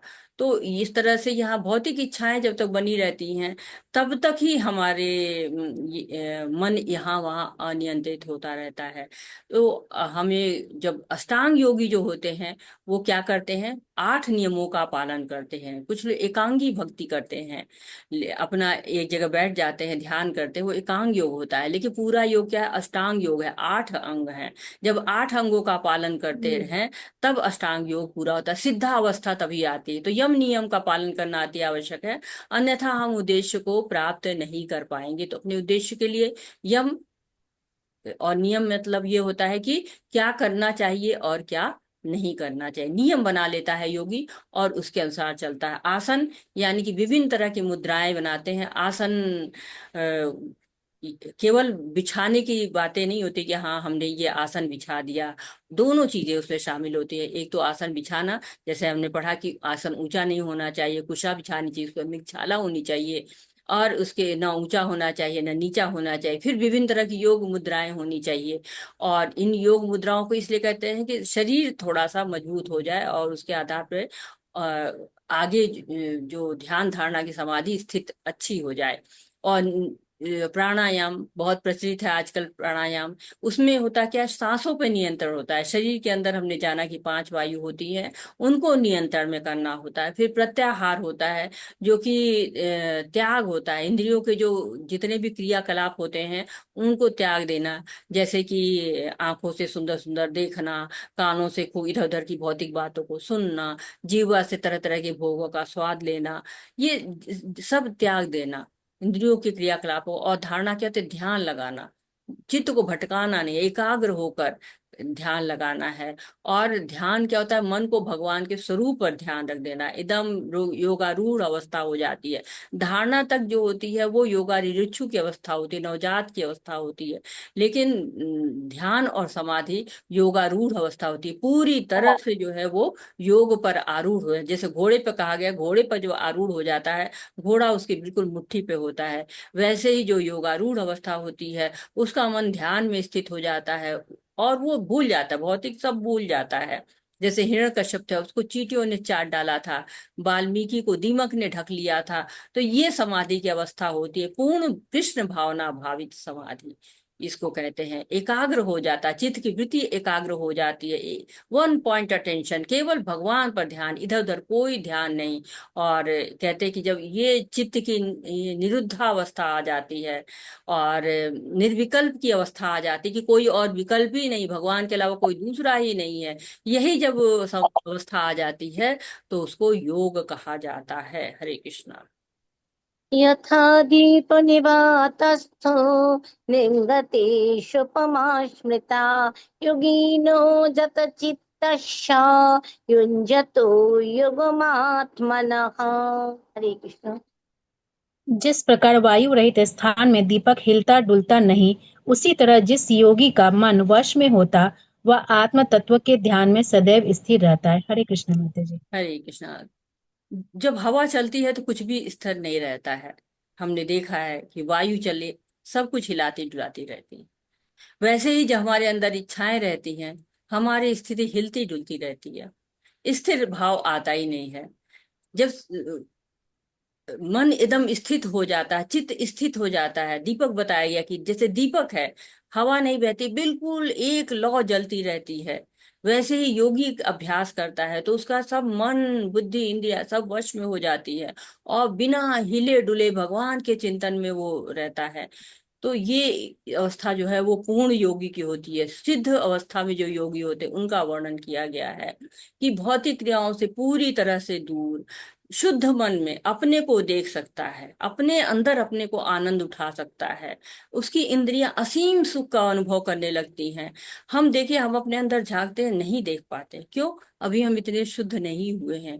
जब वो शुद्धता की स्थिति आती है, पूरा मन इंद्रियों पर बुद्धि पर नियंत्रण आ जाता है, अपने आप में ही जो सुख की प्राप्ति होनी शुरू हो जाती है। तो अब ये जो पूरा जो अष्टांग का सारा बताया गया कि कैसे ये अवस्था को प्राप्त कर सकते हैं। प्राप्त करने की जो प्रोसेस होती है ना, जैसे हम कोई चीज बनाते हैं तो प्रोसेस होती है कि ये रेसिपी ऐसे बनेगी, वैसे ही जब ये अवस्था आ जाती है कि वायु रहित स्थान में दीपक की तरह वो बिल्कुल सीधा रहता है, तो वो अवस्था योगी की हो जाती है, पूर्ण योगी के लिए। लेकिन अब उस योगी की अवस्था के बाद आगे क्या होता है, ये हम आगे के श्लोकों में देखते हैं। हरे कृष्णा। यत्र परमते चित्तं निरुद्धं योगसेवया यत्र चैवात्मनात्मानं पश्यन्नात्मनि तुष्यति सुखमत्तन्तिकं यत्तत् बुद्धिग्राह्यं मतीन्द्रियं पितृयत्र चैव न चैवायं स्थितश्चलति तत्त्वतः यं लब्धा च परं लाभं मन्यते नाधिकं ततः तस्मिन् स्थितो न दुःखेन गुरुणापि विचल्यते न विद्या दुःख संयोग वियोगे योग संगितम न शनिश्चयेन युक्तव्यो योगो निर्विण्ण चेतसा। हरे कृष्ण। हरे कृष्णा। सिद्धि की अवस्था में, जिसे समाधि कहते हैं, मनुष्य का मन योगाभ्यास के द्वारा भौतिक मानसिक क्रियाओं से पूर्णतया संयमित हो जाता है। इस सिद्धि की विशेषता यह है कि मनुष्य शुद्ध मन से अपने को देख सकता है और अपने आप में आनंद उठा सकता है। यह उस आनंदमयी स्थिति में वह दिव्य इंद्रियों द्वारा असीम दिव्य सुख में स्थित रहता है। इस प्रकार स्थापित मनुष्य कभी सत्य में विपत नहीं होता और इस सुख की प्राप्ति हो जाने पर इससे बड़ा कोई दूसरा लाभ नहीं मानता।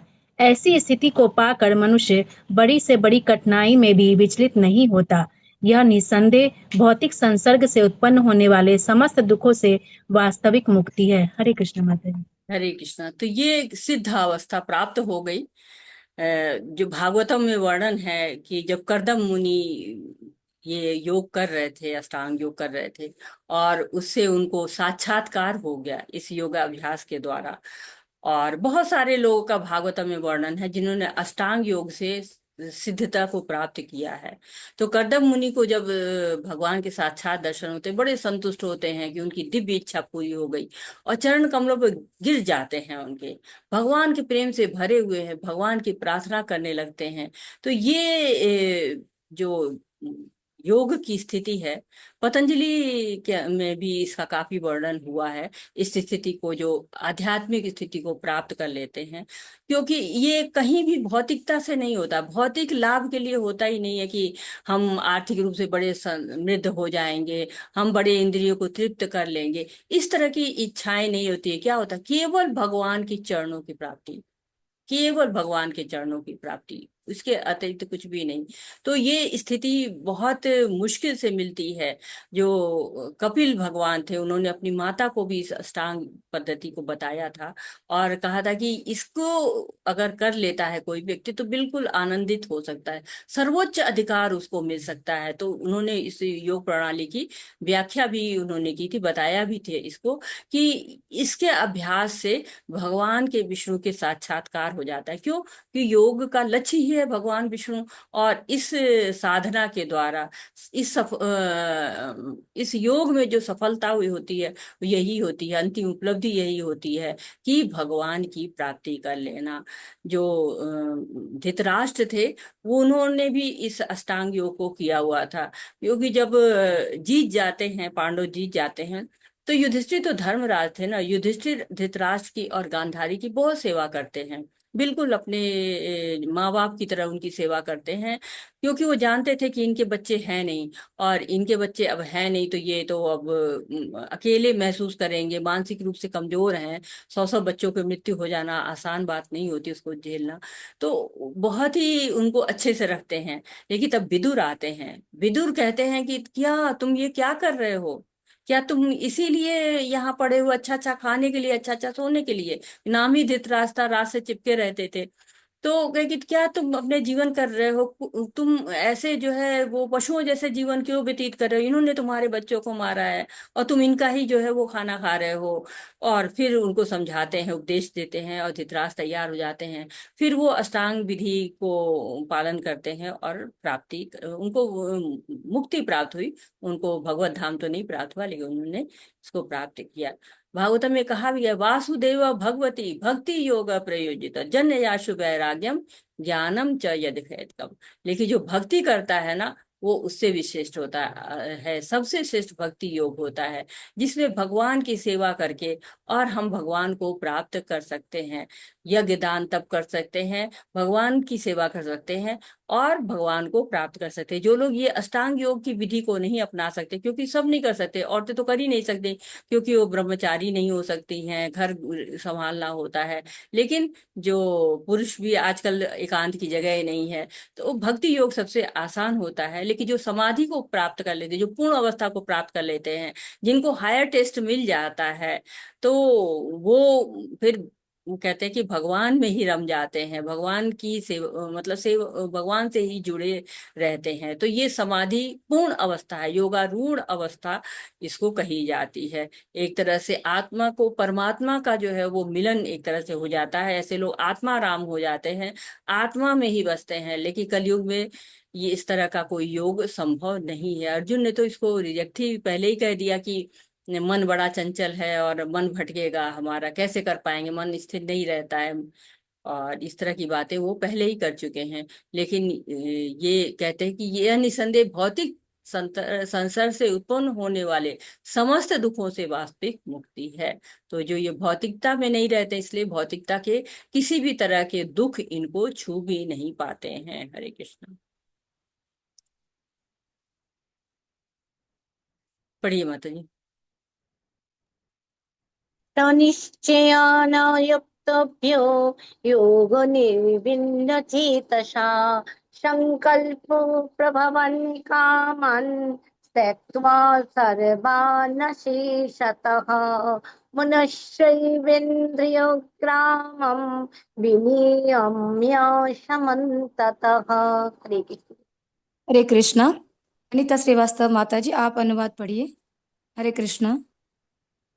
हरे कृष्ण माता जी, सभी को पंचांग प्रणाम। श्री प्रभुपाद की जय। मनुष्य को चाहिए कि संकल्प तथा श्रद्धा के साथ योगाभ्यास में लगे रहे और पथ से विचलित न हो।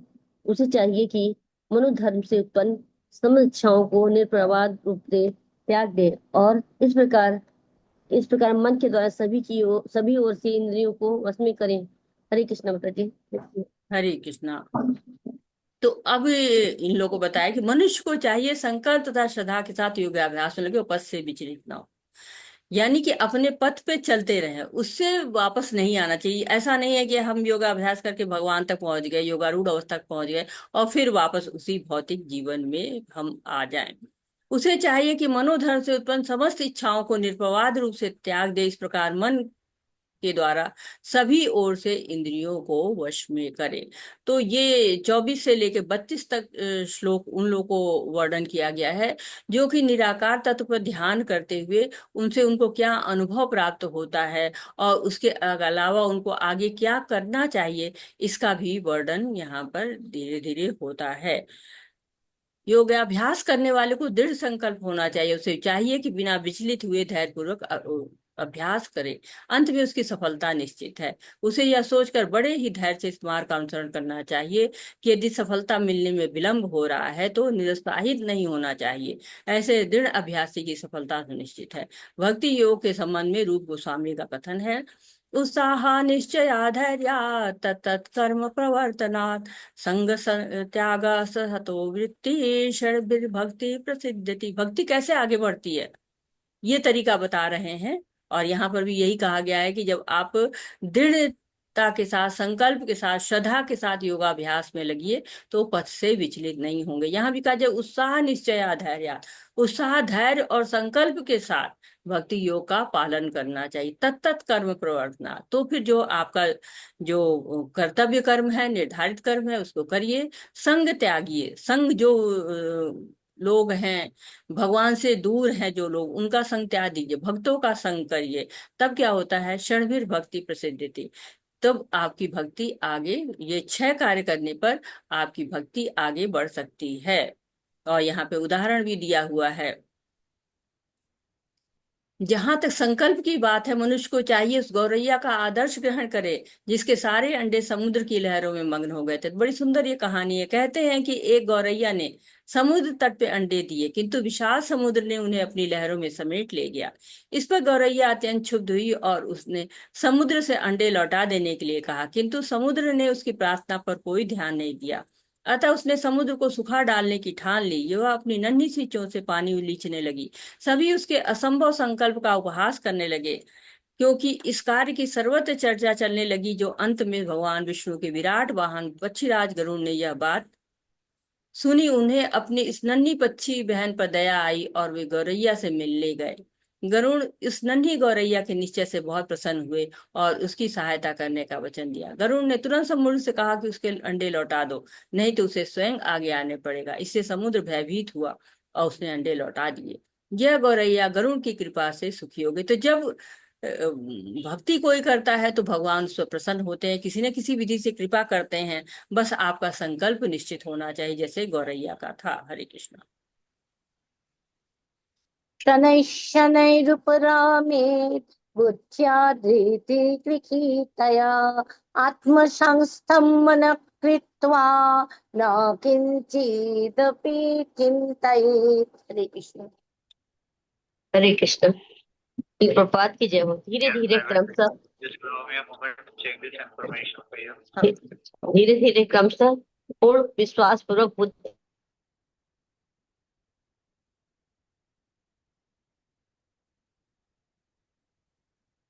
हरे कृष्ण। आवाज आ रही है मेरी? हाँ माता जी आ रही है। ओके। तो कौन धीरे जी क्या जी? हाँ, माइक म्यूट कर लीजिए माता जी। तो कह रहे धीरे धीरे क्रमशः पूर्ण विश्वास पूर्वक बुद्धि के द्वारा समाधि में स्थित होना चाहिए। तो मन को, इंद्रियों को, सबको ऐसे अपने नियंत्रण में कर लेना चाहिए जैसे कछुआ होता है। कछुए को देखिए आप कि जैसे ही उसको कोई समस्या दिखती है, वो अपने सारे अंगों को बटोर लेता है और बटोर करके अपने अंदर समेट के बैठ जाता है। उसके ऊपर फिर देखिए कि उससे बड़े बड़े जानवर चढ़ जाते हैं, ऊपर चढ़ जाते, उसको उलट पलट देते, कुछ भी करिए वो अपने सर को बाहर नहीं निकालता, अपनी इंद्रियों को बाहर नहीं निकालता और बच जाता है। वैसे ही मन को नियंत्रित कर लेना चाहिए। जो नियंत्रित कर लेते हैं वो इंद्रियों के स्वामी, गोस्वामी हो जाते हैं। जो नहीं नियंत्रित कर पाते हैं वो गोदास बन जाते हैं। तो जो मन पे नियंत्रण कर लेगा वो इंद्रियां भी उसकी नियंत्रित हो जाएंगी, क्योंकि मन की स्वामी है। मन का स्वामी हो जाता है तो वो गोस्वामी हो जाता है।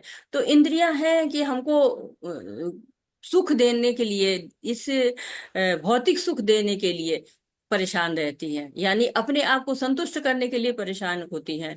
लेकिन भौतिक सुख और दिव्य सुख में बहुत ही अंतर होता है, और जो दिव्य सुख को जान जाता है वो भौतिक सुखों के पीछे नहीं पड़ता है। हरे कृष्ण। यतो यतो निश्चलोति मनश्चञ्चलमस्थिरं ततस्तत् नियम्येतात् आत्मन्नेव वशङ्गनयेत्। हरे कृष्ण। श्री प्रभात की जय हो। मन अपनी चंचलता तथा अस्थिरता के कारण जहाँ कहीं भी विचरण करता हो, मनुष्य को चाहिए कि उसे वहां से खींचे और अपने वश में लाए। हरे कृष्ण माता जी। हरे कृष्ण। तो योगी को मन को भगवान में, भगवान की लीलाओं में, कीर्तन में लगा देना चाहिए, श्रवण में। मन का कार्य क्या है? इच्छा करता है, सोचता है, अनुभव करता है। थिंकिंग, विलिंग एंड फीलिंग, तीन मन के कार्य होते हैं। अगर मन को भगवान से जोड़ दे तो सोचो, भगवान के लिए इच्छा करना है, भगवान की इच्छा को सर्वोपरि रखना है। जो अनुभव है वो भगवान से जुड़ी चीजों का करना है। तो हर चीज में भगवान का देखना है, भगवान की अनुभव करना है। तो ये योगी का लक्षण है कि भगवान कहते हैं कि योगी हर चीज में मुझको देखता है, वही असली समाधि होती है। और कृष्ण भावना भावित की अवस्था भी वही होती है। और तो ये क्या होता है, ये भी असली समाधि होती है।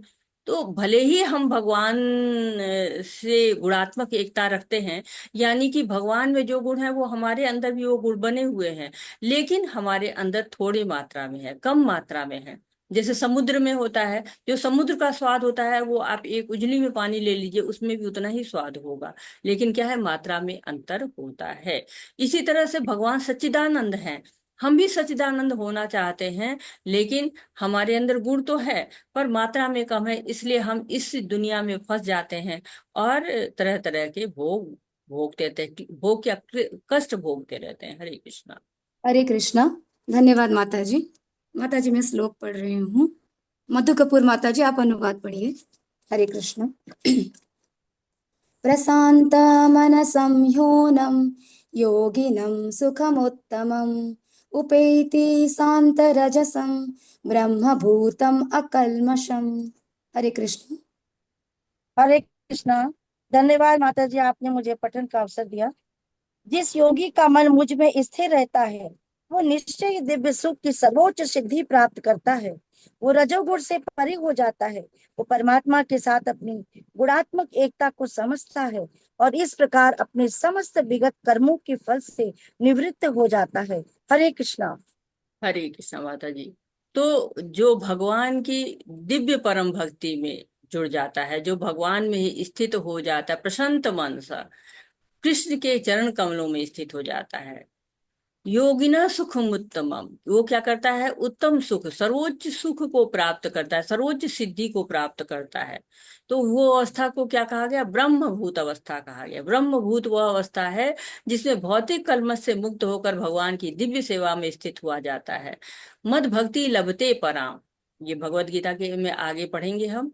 जब तक मनुष्य का मन भगवान के चरण कमलों में स्थिर नहीं हो जाता तब तक वह ब्रह्म रूप में नहीं रह जाता। सवेग मन कृष्ण पदार विंदे, ये भागवतम का श्लोक है जो हमने अभी देखा था। भगवान की दिव्य प्रेमा भक्ति में निरंतर प्रवृत्त रहना या कृष्ण भावना मृत में रहना वस्तुतः रजोगुण तथा भौतिक कलमश से मुक्त होना है।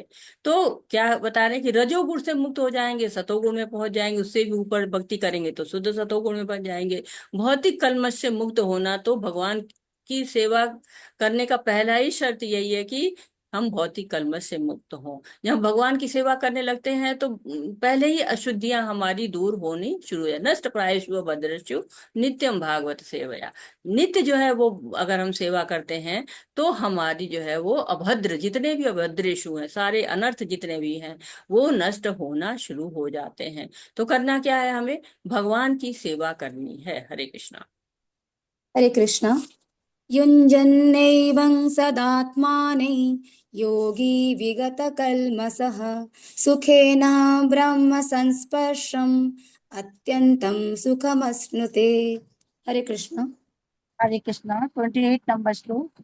इस प्रकार योगाभ्यास में निरंतर लगा रहकर आत्म संयमी योगी समस्त भौतिक कल्मश से मुक्त हो जाता है और भगवान की दिव्य प्रेमा भक्ति में परम सुख प्राप्त करता है।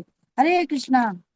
हरे कृष्णा। तो आत्मा के स्वरूप, जिसको आत्मा का स्वरूप जो है समझ में आ जाता है, आत्म साक्षात्कार हो जाता है, भगवान के संबंध में अपनी स्वाभाविक स्थिति को जानना, जीव भगवान का अंश है और उसकी स्थिति भगवान की दिव्य सेवा करते रहना, ब्रह्म के साथ यह दिव्य सानिध्य ही ब्रह्म स्पर्श कहलाता है, ब्रह्म संस्पर्श कहलाता है।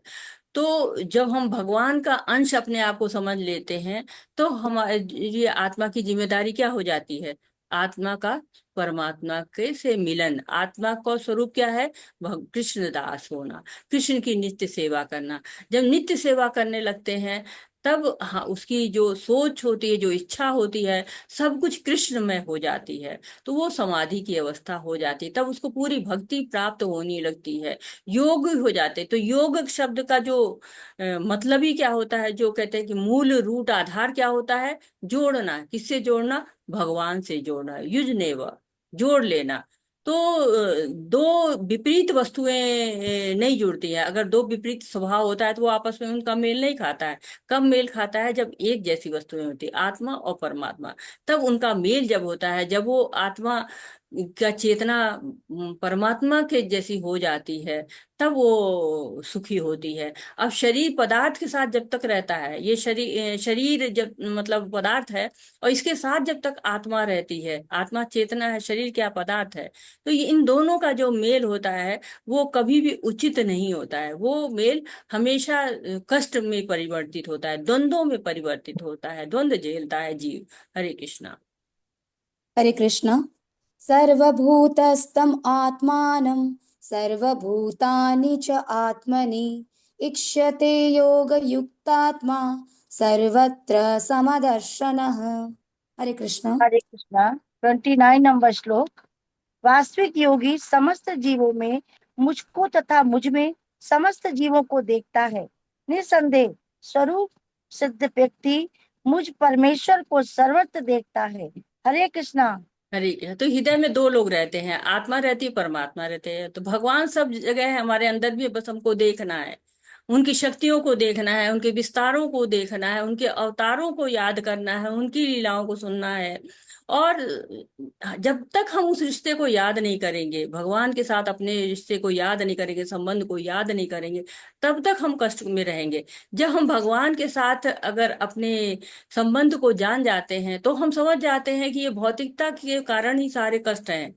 जब उनसे वो परे हो जाता है, तब आत्मा परमात्मा के साथ जुड़ जाती है और जो सर्वोच्च सुख होता है उसकी प्राप्ति करने लगती है। हरे कृष्ण। हरे कृष्ण। यो मां पश्यति सर्वत्र सर्वें च मयि पश्यति तस्याहं न प्रणश्यामि स च मे न प्रणश्यति। हरे कृष्णा। रूमा जोशी माता जी, आप अनुवाद पढ़िए। धन्यवाद हरे माता जी, मधुकर माता जी। जी माता जी, हरे कृष्ण। थैंक यू मौका देने के लिए। जो मुझे सर्वत्र देखता है और सब कुछ मुझ में देखता है, उसके लिए ना तो मैं कभी अदृश्य होता हूँ और ना वह मेरे लिए अदृश्य होता है। हरे कृष्ण। हरे कृष्ण। तो सर्वत्र देखता है, सर्वत्र का मतलब क्या है? हर जगह। संसार में इतनी विविधताएं हैं और उसमें सब में भगवान को देखता है, भगवान को देखता है, भगवान की शक्ति को देखता है। सर्वत्र कृष्ण के दर्शन होते रहते हैं उस योगी को। तो जैसे प्रहलाद महाराज थे, प्रहलाद महाराज से उनके पिता ने पूछा कि तेरे भगवान कहाँ हैं? तो उन्होंने कहा सब जगह है। क्या इस खंबे में भी है? क्या हाँ, इसमें भी है। तो जो योगी होता है वो भगवान को सब जगह देखता है। किसमें? पदार्थ में भी भगवान दिखते हैं और चेतना स्पिरिट में भी भगवान दिखते हैं। जो चेतना है उसमें भी, आत्मा में भी दिखते हैं भगवान। तो चाहे जड़ वस्तु हो, चाहे जड़ न हो, चेतन वस्तु हो, चाहे अचल हो, चाहे अचल हो, सब में वो भगवान को ही देखता है। जैसे बहुत लोगों को अर्च विग्रह को लगता है कि ये तो केवल एक पुतला सा है, केवल एक मिट्टी का बना हुआ है एक, लेकिन अर्च विग्रह में भी भगवान होते हैं। लोग अर्च विग्रह, लोग भगवान को देखते हैं, भगवान के समान अर्च विग्रह की पूजा करते हैं। लेकिन बहुत से लोग होते हैं जो अर्च विग्रह को नहीं समझ पाते हैं कि इसमें भगवान है, क्योंकि भगवान ने खुद कहा है कि अर्च विग्रह हमारा ही प्रतिनिधि है। भगवान अर्च विग्रह के रूप में अवतार लेते हैं, इस धराधाम पे आते हैं हमारे लिए, ताकि हम उनकी सेवा कर सके, उनके स्वरूप को पहचान सके, इसलिए भगवान अर्च विग्रह के रूप में आते हैं। लेकिन बहुत से लोग उसको रहते हैं। अब देखिए, आप एक छोटा सा लीजिए कि जैसे हम भोग लगाते हैं। अगर हम भोग लगाते हैं ये सोच लेते हैं कि भगवान इसको नहीं खाएंगे, तो इसका मतलब क्या है? कि हम अर्च विग्रह को एक साधारण समझ रहे हैं, उसमें जो भगवान की उपस्थिति को मान ही नहीं रहे हैं। लेकिन जब हम भोग लगाते समय हमारी ये स्थिति होती है कि नहीं, भगवान खा लीजिए, रिक्वेस्ट करते हैं ना हम लोग को कि हाँ भगवान और लीजिए, और एक रोटी और लेंगे, थोड़ी सब्जी और दे दे, थोड़ी दाल और दे दे, बोलते हैं ना। तो वैसे ही हमें भगवान के लिए भी कम न पड़ने पाए, भगवान को साफ सुथरा दे, सुंदर से सजा के दें। और बहुत से लोग होते ऐसे ही रख देते, ऐसे लो भगवान अपना जब मन करे काट के खा लेना। तो ये क्या होता है? हम उसको भगवान नहीं समझ रहे हैं। तो जो भगवान समझता है वो भगवान को होते हैं ना, कुछ लोग लड्डू गोपाल की सेवा करते हैं। जैसे बड़े भगवान हैं, अर्च विग्रह बड़े हैं, किशोरावस्था में है तो घंटी बजाते हैं, जगाते हैं। लेकिन जब छोटे बाल गोपाल, लड्डू गोपाल की जो लोग पूजा करते हैं, जो लड्डू गोपाल की सेवा करते हैं, वो जो है वो पैर दबाते हैं उनके, धीरे धीरे उनके जो है पट खोल के पैर दबाते हैं, धीरे धीरे तब जगाते हैं उनको। लोरी कुछ गाना गा के, भजन गा के उनको जगाते हैं, रात में लोरी डाल के सुनाते हैं। तो ये अवस्था जब होती है, जब भगवान को हम देखने लगते हैं हर जगह सर्वत्र, तो वो शुद्ध योगी होता है। हरे कृष्ण। हरे कृष्णा। सर्वभूतस्थितिं यो मां भजत्येकत्वमस्थितः सर्वथा वर्तमानोऽपि स योगी मयि वर्तते। हरे कृष्ण। हरे कृष्ण। जो योगी मुझे तथा परमात्मा को अभिन्न जानते हुए परमात्मा की भक्ति पूर्वक सेवा करता है, वह हर प्रकार से मुझ में सदैव स्थित रहता है। हरे कृष्ण। हरे कृष्णा। जो मुझे परमात्मा जान के, और मैं मतलब भगवान का ही रूप है, परमात्मा है, जो ये जान जाता है कि हमारे हृदय में जो स्थित है भगवान, वो भी वही है। जिस भगवान की बात हम करें, कृष्ण की बात कर रहे हैं, वो भी वही है। जब ये जानकर सेवा करते हैं तो हम भगवान को प्राप्त करते हैं। भक्ति पूर्वक सेवा, वो हर प्रकार से मुझ में सदैव स्थित है। भगवान भी इसको उसी तरह का आदान प्रदान करते हैं। भगवान कहते हैं ना कि मैं वैसे ही आदान प्रदान करता हूँ जैसे कि तुम मुझसे करते हो। हरे कृष्णा। हरे कृष्ण। आत्मौपम्येन सर्वत्र समं पश्यति यो अर्जुन सुखं वा यदि वा दुःखं स योगी परमो मतः। हरे कृष्णा। धन्यवाद माता जी। चौहान ठाकुर माता जी, आप पढ़ लीजिए हनुमान। हरे कृष्णा माता जी। हे अर्जुन, वह पूर्ण योगी है जो अपनी तुलना से समस्त प्राणियों की उनके सुखों तथा दुखों में वास्तविक समानता का दर्शन करता है। हरे कृष्णा। हरे कृष्णा। तो जो समानता पर बताया गया कि जो समझ लेता है, आत्मा के स्तर पर को समझ लेता है, परम योगी हो के लक्षण एक तरह से हैं। जो सर्वश्रेष्ठ योगी होता है, उसकी बात यहाँ पे की जाए कि जो भगवान की सेवा करता है, भगवान की सेवा, भगवान का नाम लेता है, श्रवण करता है, कीर्तन करता है, उसके लिए कहते वो सबको समान स्तर पर देखता है। आत्मा किसकी शक्ति है? भगवान की शक्ति है, अंतरंगा शक्ति है। भगवान कह ही चुके हैं कि मेरी दो शक्तियां हैं, अपरा प्रकृति और परा प्रकृति। तो जो परा प्रकृति को हर जगह भगवान को देखता है, हर एक में भगवान को खोजता है, वो भगवान की सेवा करता है। और सब में चाहे दुख मिले उसमें भी खुश रहता है, सुख मिले उसमें भी खुश रहता है। वो उसको भगवान की कृपा मानता है। हरे कृष्ण। हरे कृष्ण। अर्जुन उवाच योऽयं योगस्त्वया प्रोक्तः साम्येन मधुसूदन एतस्याहं न पश्यामि चञ्चलत्वात् स्थिरम्। हरे कृष्ण। हरे कृष्णा। अर्जुन ने कहा, हे मधुसूदन, आपने जिस योगा पद्धति का संक्षेप में वर्णन किया है वह मेरे लिए अव्यवहारिक तथा असहनीय है, क्योंकि मन चंचल तथा अस्थिर है। हरे कृष्ण। हरे कृष्णा। तो अर्जुन सारी योग पद्धति को सुनते हैं, उसके बाद इसको रिजेक्ट करते हैं कि नहीं, ये मैं नहीं कर सकता हूँ, बड़ी अव्यवहारिक। जैसे कोई बात होती है तो कहते हैं ये तो अव्यवहारिक है, ये तो किया ही नहीं जा सकता है, या असहनीय है, इतना कष्ट कैसे कोई सहेगा। तो अर्जुन जो कि इतने भक्त हैं, इतने शक्तिशाली योद्धा हैं, और उसके बाद भी वो कह रहे हैं कि ये जो योग पद्धति है ये असहनीय है और अव्यवहारिक है। कहते हैं कि नहीं, ये हो नहीं सकता है, ये तो मैं कर ही नहीं सकता। वैसे ही अर्जुन कह रहे हैं। हरे कृष्ण। हरे कृष्ण। चञ्चल हि मनः कृष्ण प्रमाथि बलवदृढम् तस्याहं निग्रहं मन्ये वायोरीव सदुष्करम्। हरे कृष्णा। सुमन हरे दुर्गापाल माता जी, आप अनुवाद पढ़ लीजिए। हरे कृष्ण। हे कृष्ण, चूंकि मन चंचल, अस्थिर, उच्च श्रृंखल, हठीला तथा अत्यंत बलवान है, अतः मुझे इसे वश में करना वायु को वश में करने से भी अधिक कठिन लगता है। हरे कृष्ण। हरे कृष्ण। तो मन चंचल, हठीला, बलवान, उच्छृंखल सब है, पागल है एक तरह से, पूरी तरह से जिद्दी है। जंजीर से बांधो तब भी नहीं बंधेगा, मन को बांध ही नहीं सकते, मन न जाने कहाँ कहाँ चला जाएगा।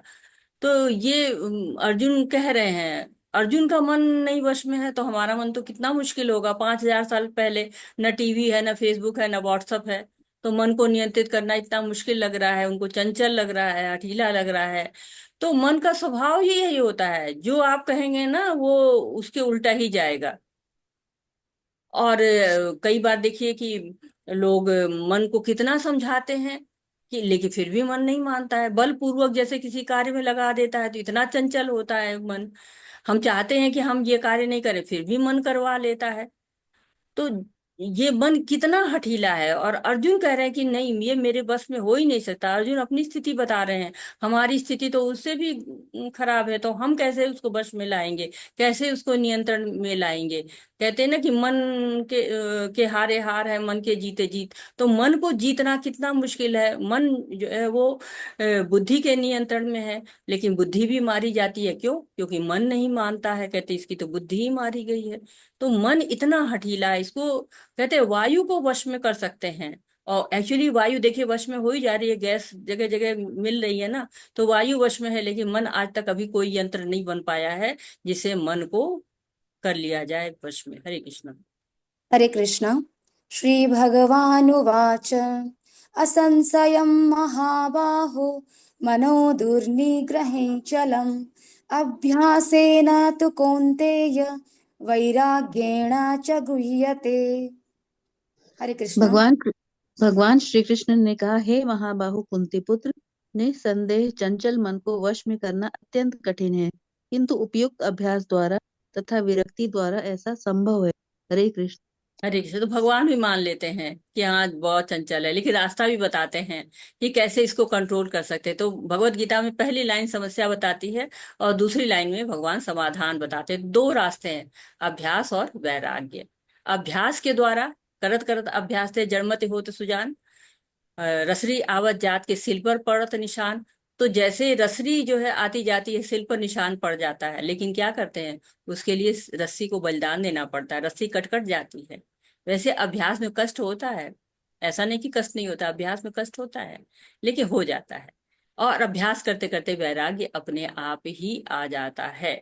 जैसे कि सर्कस के जानवर होते हैं, उनको पालतू बनाने के लिए, नियंत्रित करने के लिए क्या किया था, अभ्यास कराया जाता है उनको, और अभ्यास करते करते वो ट्रेंड हो जाते हैं। वैसे ही मन को भी ट्रेंड करना पड़ता है, मन बहुत ही मुश्किल है। तो भगवान ऐसा नहीं कह देते कि नहीं नहीं ये तो बड़ा आसान है अर्जुन कर लो। भगवान कहते हैं हाँ मुश्किल है, लेकिन अर्जुन अभ्यास और वैराग्य से इसको कंट्रोल किया जा सकता है। तो आज यहीं पे रुकते हैं, समय हो गया है। वांछा कल्पतरुभ्यश्च कृपा सिंधुभ्य एव च पत्तानां पावनेभ्यो वैष्णवेभ्यो नमो नमः। अनंत कोटि वैष्णव बिंद की जय, शीला प्रभुपाद की जय। हरे कृष्णा कृष्ण कृष्ण हरे कृष्ण हरे, हरे हरे हरे राम हरे राम राम राम हरे राम हरे, हरे हरे हरे कृष्णा हरे कृष्ण कृष्ण हरे कृष्ण कृष्ण हरे कृष्ण हरे, कृष्ण कृष्णा हरे हरे हरे हरे हरे हरे राम हरे राम हरे राम राम राम हरे तो हरे सभी का हरे बहुत हरे बहुत कृष्ण जी धन्यवाद। सभी को हरे हरे कृष्ण। हरे कृष्ण माता जी, सभी का दंडवत बहुत बहुत प्रणाम। माता जी धन्यवाद। दंडवत प्रणाम माता जी। धन्यवाद प्रणाम। हरे कृष्ण माता जी। हरे हरे कृष्ण कृष्णा हरे राधा कृष्ण माता जी, कृष्ण हरे हरे कृष्णा। कृष्णा। तो सभी का धन्यवाद बहुत बहुत। और अगर आपका कोई प्रश्न है, आपका कोई सुझाव है, आप कुछ कहना चाहते हैं, कुछ ऐड करना चाहते हैं, कुछ त्रुटि सुधार करना चाहते हैं, तो मोस्ट वेलकम। हरे कृष्णा, सभी को हरे कृष्णा। हरे कृष्णा माता जी। हरे कृष्णा माता हरे जी। कृष्णा राधा माता जी। जी माता जी, हरे कृष्णा जी माता जी। हरे कृष्ण माता जी माता एक जी। चीज पूछना है मुझे। जी जी बताइए। एक्सक्यूज मी, जो अब अत्रे माता जी श्लोक सिखा